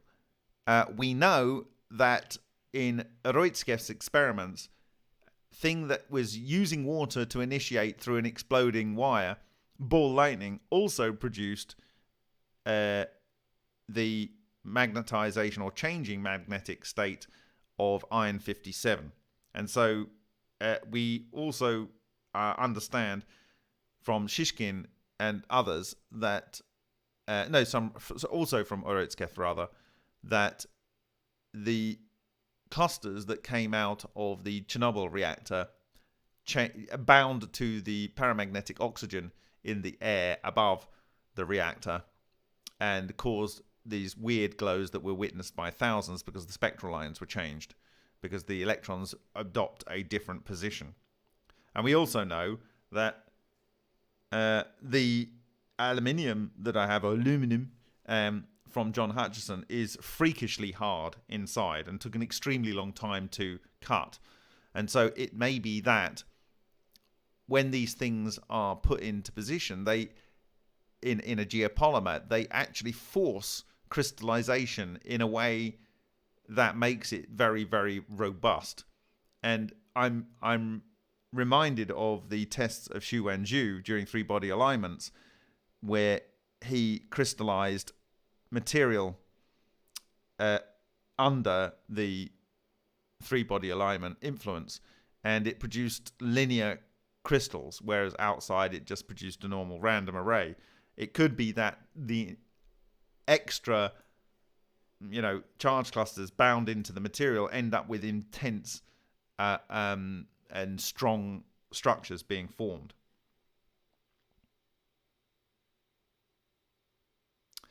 Yeah, Ken's saying it only needs differential in pressure to create its vortex. Yeah, for sure. And we must remember that the Leclerc experiments used a large pressure drop from a pump to create solitons going through holes punched in aluminium discs, aluminium sheets rather, and that produced all the elements in the periodic table. So again, we have our answer.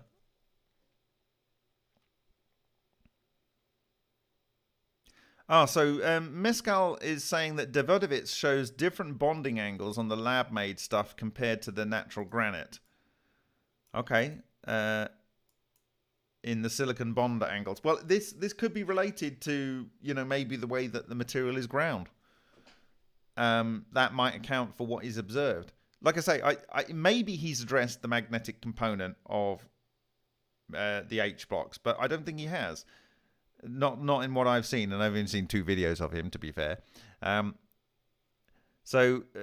for true. But do you think it took an Evo to start the pyramid process, assuming it was a generator of some sort? Well, I've talked about that extensively, but if you look at the papers that I've translated of Alexander Shishkin et al., a unidirectional impact of over 5 electron volts, which is the requirement for properly charged separating hydrogen isotopes, and is 2,000 to 4,000 times less energy than you need for producing the same effect in any element beyond lithium. That is what you need to create miniature magnetoelectrical radiation, which are the substructure for Evo and clusters formed thereof. And I've argued that it is the use of Egyptian-derived granite, which is very highly active, where you have got many particles and emissions from that granite that is far in excess of 5 electron volts in the killer and mega electron volts. So that will be sufficient. So there will be the first Evo, but it becomes one macro Evo because it's scale invariant, because when they cluster together, you can see this in Henk Uren experiments. When you start the experiment and you've got a certain regime, you can end up with like little tufts, as the Sapphire group called it. But they're these balls of fire, as it was recounted in 2001 in the Japanese Plasma Journal. And when you increase the intensity, they wet together and become a bigger one. Okay, so these things are able to aggregate and cluster together. Okay, so Mescal says he hasn't seen him address the magnetic either. I think Mescal, we are going to be in a position, if the Windhex delivers, and there's a lot of parameters that can be moved about: the air pressure, the air temperature, the air moisture, the air ion content, the position of the inlet jets, the position of the whistle blades, the position of the height of the outlet port. There's many things that are variables, but it's a suck it in the sea. And what Tony Gibboni has done is reduced it to something which you can. It's human sized, so in the real sense of the word, and so you can get up and do rapid experiments. And so I'm hoping that it is a small journey from having it semi-functional to being able to understand some of what the parameter space delivers. It's very helpful that there are commercial products out there like the air grinder, that are being sold, and that it is also being used extensively, it would seem, by a major food producer. This does give you a lot of confidence that this will change, will actually work.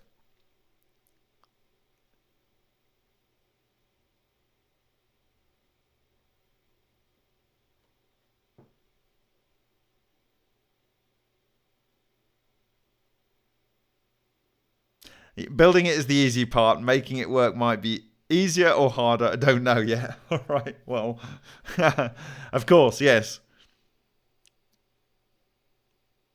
That was Rob, Acc, Tony, Jaboni. Okay, I'm going to see if there's any other questions before.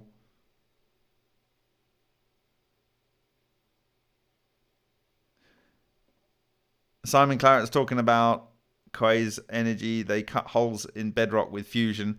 Well, I would say it would be with ball lightning, which does fusion and fission and nuclear collapse. So Felix Audert has said, can EVOs cure cancer? Okay, so here's the thing. Magnetotor-electrical radiation, when tested in Russia on mice prior to exposure to a level of gamma radiation that would induce cancer to form, did not, or did to a lesser degree, develop cancers. The understanding is, from the tests, is that it stimulates things to grow, right? So if you have your white blood cells in your bone marrow producing, your white blood cell producing bone marrow gets stimulated with these magnetotor electrical radiation, they produce more white blood cells. Then when you get exposed subsequently to the gamma radiation, any rogue initiating cancer cells get dealt with by the higher level of white blood cells. The reverse is true if you've already got cancer, because not only does your white blood cell production go up, but the cancer cell growth rate goes up. And so those things that already had cancer end up by accelerating the cancer. So I would not propose it as a method for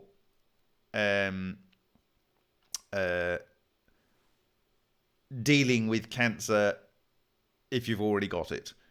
Now, this reminds me greatly of Francesco Piantelli's treatment center, which used electromagnetic radiation, rather actually big pulse magnetic fields at 50 hertz, actually. He would never treat anyone unless they'd gone through all of the possible traditional methods. Particularly, he said, there was a woman in France whose father was dying, and I tried to facilitate that. And he said, well, the person has to go through extractive surgery first. The point being is the same kind of logic. You have to remove the cancerous growth first, because if you treat with these kind of technologies, you end up by accelerating the cancer growth, and then you don't want to get secondaries and around the body. So you need to deal with the first cancer and hopefully get it before that. If you've already got other cancers in the body, you need to deal with that with chemotherapy first. You need to bring that down. That often when you're on chemotherapy, that you have to take immunosuppressants, which damage your own function, your own white blood cell production, blah blah blah, and it actually damages it anyway, because it kills anything fast growing. And so then you need to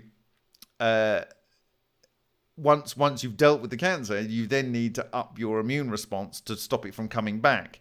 And so that is the right time to use these technologies. I'm not a doctor, I'm not a physician, I'm not saying you do this, but this is the learning that's happened in the field. So for those that can't see the chat, Rob is saying that he will finish the assembly tomorrow. Thank you, Rob, for that information.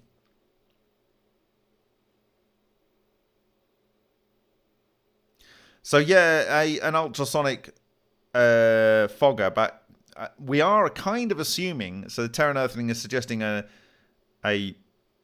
ultrasonic fogger. We are kind of assuming that there will be some misting going on if you've got some. There's plenty of sound in there, for instance, with the whistles themselves. So if you've got any water content in the air at all, or you add water content in there, you're going to be getting some ionization going on, almost certainly, within the system with all of the different flows and counterflows and friction between those things. Yeah. Ken Pratt saying, look into Lord Kelvin's thunderstorm.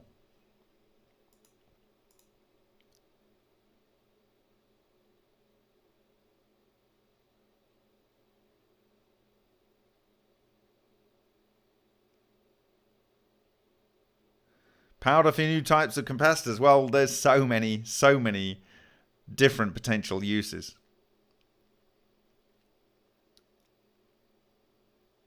Show the symbol again, please, Bob. Which symbol are we talking about? I can show what, if you refer to. Oh, you mean the symbol from? I don't know whether I have it here. You can have a look at it in the stream. Maybe I can pick it up in the stream. I can show the 3D model.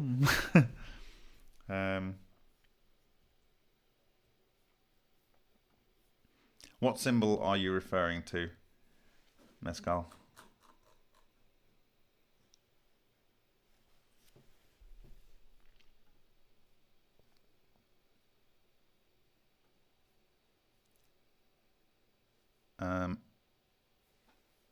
I'm not sure what you're going to refer to.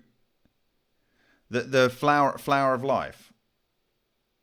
Okay, because I do show quite a lot of symbols, to be fair. I mean the symbol that I showed today was in the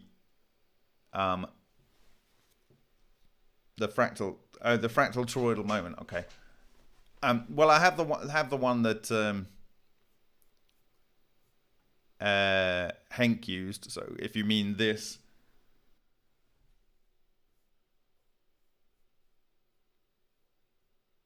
and he used that to base his sort of cylinder and cone thing on top.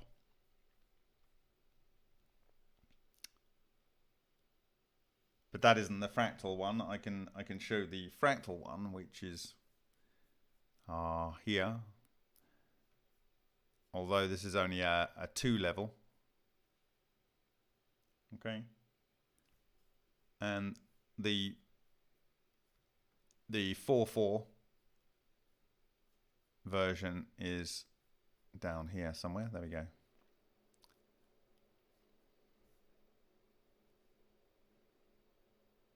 So we've got 4 and then 4. It's the 4.4 version. Now it could have 2 with 4 and it could have 4 with 2.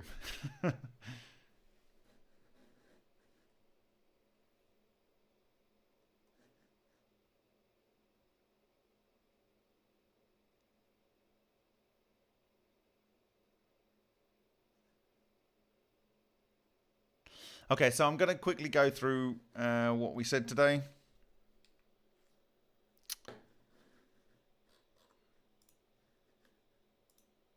This was Ode Geopolymer. And we started off by giving homage to Lion and his experiment Lion 2, where the operating temperature was up to 1050 degrees, which is below the melting point of copper. And yet, copper oxide, silicon dioxide, and alumina, and that's aluminium oxide, where alumina and silicon dioxide constitute a good proportion of the Earth's crust, free-flowed in an environment where Cantal wire did not, and Cantal wire melts at a different temperature, a much lower temperature than the other two refractory ceramics do. Could it be because the oxygen in those elements? Maybe. Don't know. Could it be because there were large things churning those material around, like we see this bit here? Thank you very much to Lion for all that you gave us. So starting from there, we looked into volcanoes, the mainstream argument about volcanoes. And then we looked at a hypothesis not confirmed in the 5th of January 2000 book, Steps to the Discovery of Electronuclear Collapse by Dr. Takaaki Matsumoto, where he said the eruption could be assumed as an electronuclear collapse explosion of underground water, which is compressed and ionized by moving magmas. And he makes a comment on the fact that Lewis predicted that volcanoes, tornadoes, ball lightning, and cold fusion are based on the same principle, common phenomena of plasmoids. Here it should be emphasized that the plasmoid is a different concept from the atonic cluster. The plasmoid could be formed by electrohydrodynamic mechanisms, but no nuclear reactions were proposed in the plasmoid. On the other hand, the itonic clusters formed are more microscopic principle of electrons. Okay, but anyway, I think that potentially itonic clusters can be formed by electrohydrodynamic mechanisms. Certainly those things were occurring in some of Dr. Takaaki Matsumoto's work, and we certainly have seen those things. They were in the Lion reactor, this one, and did the scalloping in my view and did the disruption here. Okay, so this is the hypothesis that water, which would produce, which is H and O, and you would imagine it might get split at very high energies and temperatures, could lead to that. And that's kind of what we saw with the Marsa gas on indium, where we saw eruptions, and the eruptions looked pretty much exactly like the things going on with Matsumoto's work here. Okay, same kind of thing. Yeah. And so this involves water gas, producing a plasmoid, potentially a itonic cluster, a ball lightning. In any case, both are people say, and so does Ken Shoulders and many others say that it is ball lightning, and I would agree. The ball lightning goes under the surface of the material, or partially into the surface of the material, maybe 50% in, and produces an event which maybe captures some indium, transmutes it. The energy released causes a vaporization of some of the indium, producing these indium oxide debris field, and eruption of synthesized material. And those synthesized materials are all of these elements, which are all of the elements you see coming out of a volcano. And we see this in a specific ball lightning, and the elements that you see coming out of the specific ball lightning breakup are not only those observed in a 1 in free air in physics review letters that was recorded in China on a spectrometer, but it is present. These same elements are present in this blown up ball lightning. And so you have material around the ball lightning, which this material around a ball lightning might have actually come out of a bigger ball lightning, and it gets caught in the orbit of this one and cohered, or maybe it's just orbiting around it. But certainly out of this particular core, we have an ejection, and I propose that this ejection is coming from the Sothic triangle weak point in a structure. Cavitation, which will take place as water works its way through cracks in the rock, can synthesize elements as well. Sound and vibration can synthesize elements as well, and this literally happened on indium in vibration with water in 2019 with a similar structure with similar elements produced.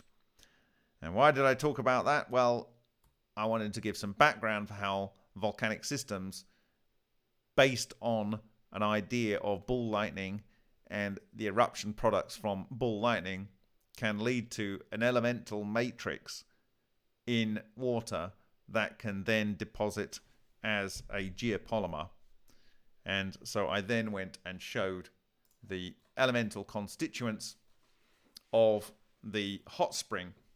And given the fact that it has a large amount of calcium ions, large amount of potassium ions, large amount of sodium ions, some quite a fair chunk of magnesium, some aluminium, some iron and stuff, and also that it has this carbonates in here, these carbonates here, ions dissolved into the water, and that there is this metasaccilic acid here and metaboric acid, that I think the answer to creating a very hard limestone-like material is in here. And if you had that as a binder in between other types of rock, then I think we could create a range of different geopolymers. And then I with that argument in place, I went through and said, well, you know, I'm not really binding. I don't argue that there's no evidence in Stellar for how this is produced. I don't even think that we could consider this as organic matter put in there necessarily, because the type of elements that are in organic matter are produced by this process. I don't buy that they wouldn't have gone and got some higher temperature burning materials, potentially to either vitrify material or to decarbonate the calcium oxide, the calcium carbonate. And regardless, if they are going to get things like sodium hydroxide and other elements, why would they not use the metals that they had to produce electricity, produce HHO, in which case they could do exactly what we did with calcium carbonate with Slobodan Stankovic and produce calcium oxide for a proportion of the material, and then grind these the calcium carbonate and the calcium oxide, make a mixture of these two things, and then some of the carbon dioxide make carbonic acid and potentially make a mixture that then sets and then over a period of time becomes this very homogeneous material that was observed in Sichuan or whatever it's called. You don't necessarily need the guano, and it has a high potential of potassium. I argued that could potentially be washed out, but all of the other elements are present in ball lightning based technology. And we showed that we synthesized, it would seem, phosphorus, and it would explain if you did use something that was based on the auspicious symbol, which is present in almost all cultures around the world. If you did use that, you would end up by magnetizing some of the metals in the material, albeit potentially only for a few days, for a limited time, and that when you set the geopolymer, it might end up with these magnetic domains aligned, and therefore when the kind of like partial, or rather transient, magnetization departs, it still has aligned magnetic moments in the material that then affect the Earth's geomagnetic field and the compass in relation to that. And so I then discussed things to do with what is special about limestone and basalt, and the fact that we can produce both silicates, silicon dioxide grains, potentially all the way down to clay size particles, and mix that with the calcium compounds to potentially produce geopolymers that way. But I then went on to show about the calcium carbonate cycle, and you know that some of the calcium carbonates, carbon dioxide that is released, could be dissolved into water, and that become part of the overall aggregate slaked lime mix, and that something similar could be done with basalts, as is occurring as a means of carbon dioxide sequestration in Iceland into basalt. So if you've got some basalt rock and you smashed it up and then you did a similar kind of process to it, then maybe you could create a range of different geopolymers. And potentially we have the chance to test these ideas moving forward. And if we can do it, then maybe the ancient people could have done it as well. So can we use what we know and what we have witnessed to propose methods of geopolymer construction? That, I think, is about that.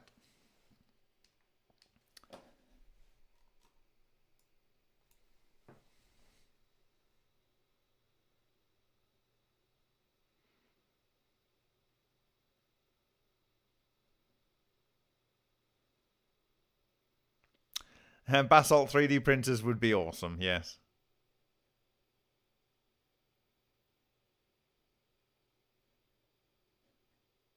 Great, so Rob is saying he'll post an update tomorrow on the Windhex at Remote View Substack. Thank you very much. Much appreciated. I think Simon Claret's comment, our ancestors were smarter than we give them credit for. I think they were. I think they were. Harry, thank you for your comment.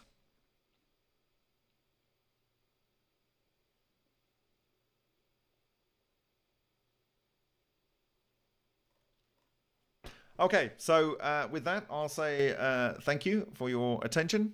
I think we are in the position to start making some practical technologies out of what we've been discussing over these many years. And I'd be interested to see what Lion has to offer in terms of his legacy, more than what he's already given us all already. So thank you again from the bottom of my heart, Lion, for your work. I hope to be able to mention your real name sooner rather than later. I will release some other videos in the coming days about the materials that I captured from Dr. Takaaki Matsumoto. So look out for those. And I will not be doing a presentation on this Sunday, as I will be going to the UK this weekend in preparation for retrieving and ensuring the security of those materials from Lion. So exciting times. Expect potentially some video, but also some images of tests that Henk Uren did this evening. And what he's trying to do actually is do regular experiments, or try repeatable experiments to see if the same effect occurs, where it seems to be eating the... Only when you have the cap on does it seem to be eating the material in the center of the block of squished aluminium foil. If it does keep doing that, then it's really something rather interesting going on. But obviously, Tesla used aluminium as one of his 3 preferred elements to produce pure etheric matter streams. And you know, it was the most affected element by John Hutchison in his experiments of the ones that he regularly used. And, you know, the stars are aligning, let's put it like that. So thank you very much, everyone, for your time. Dobranoc. Goodbye. Buenas noches. Ciao.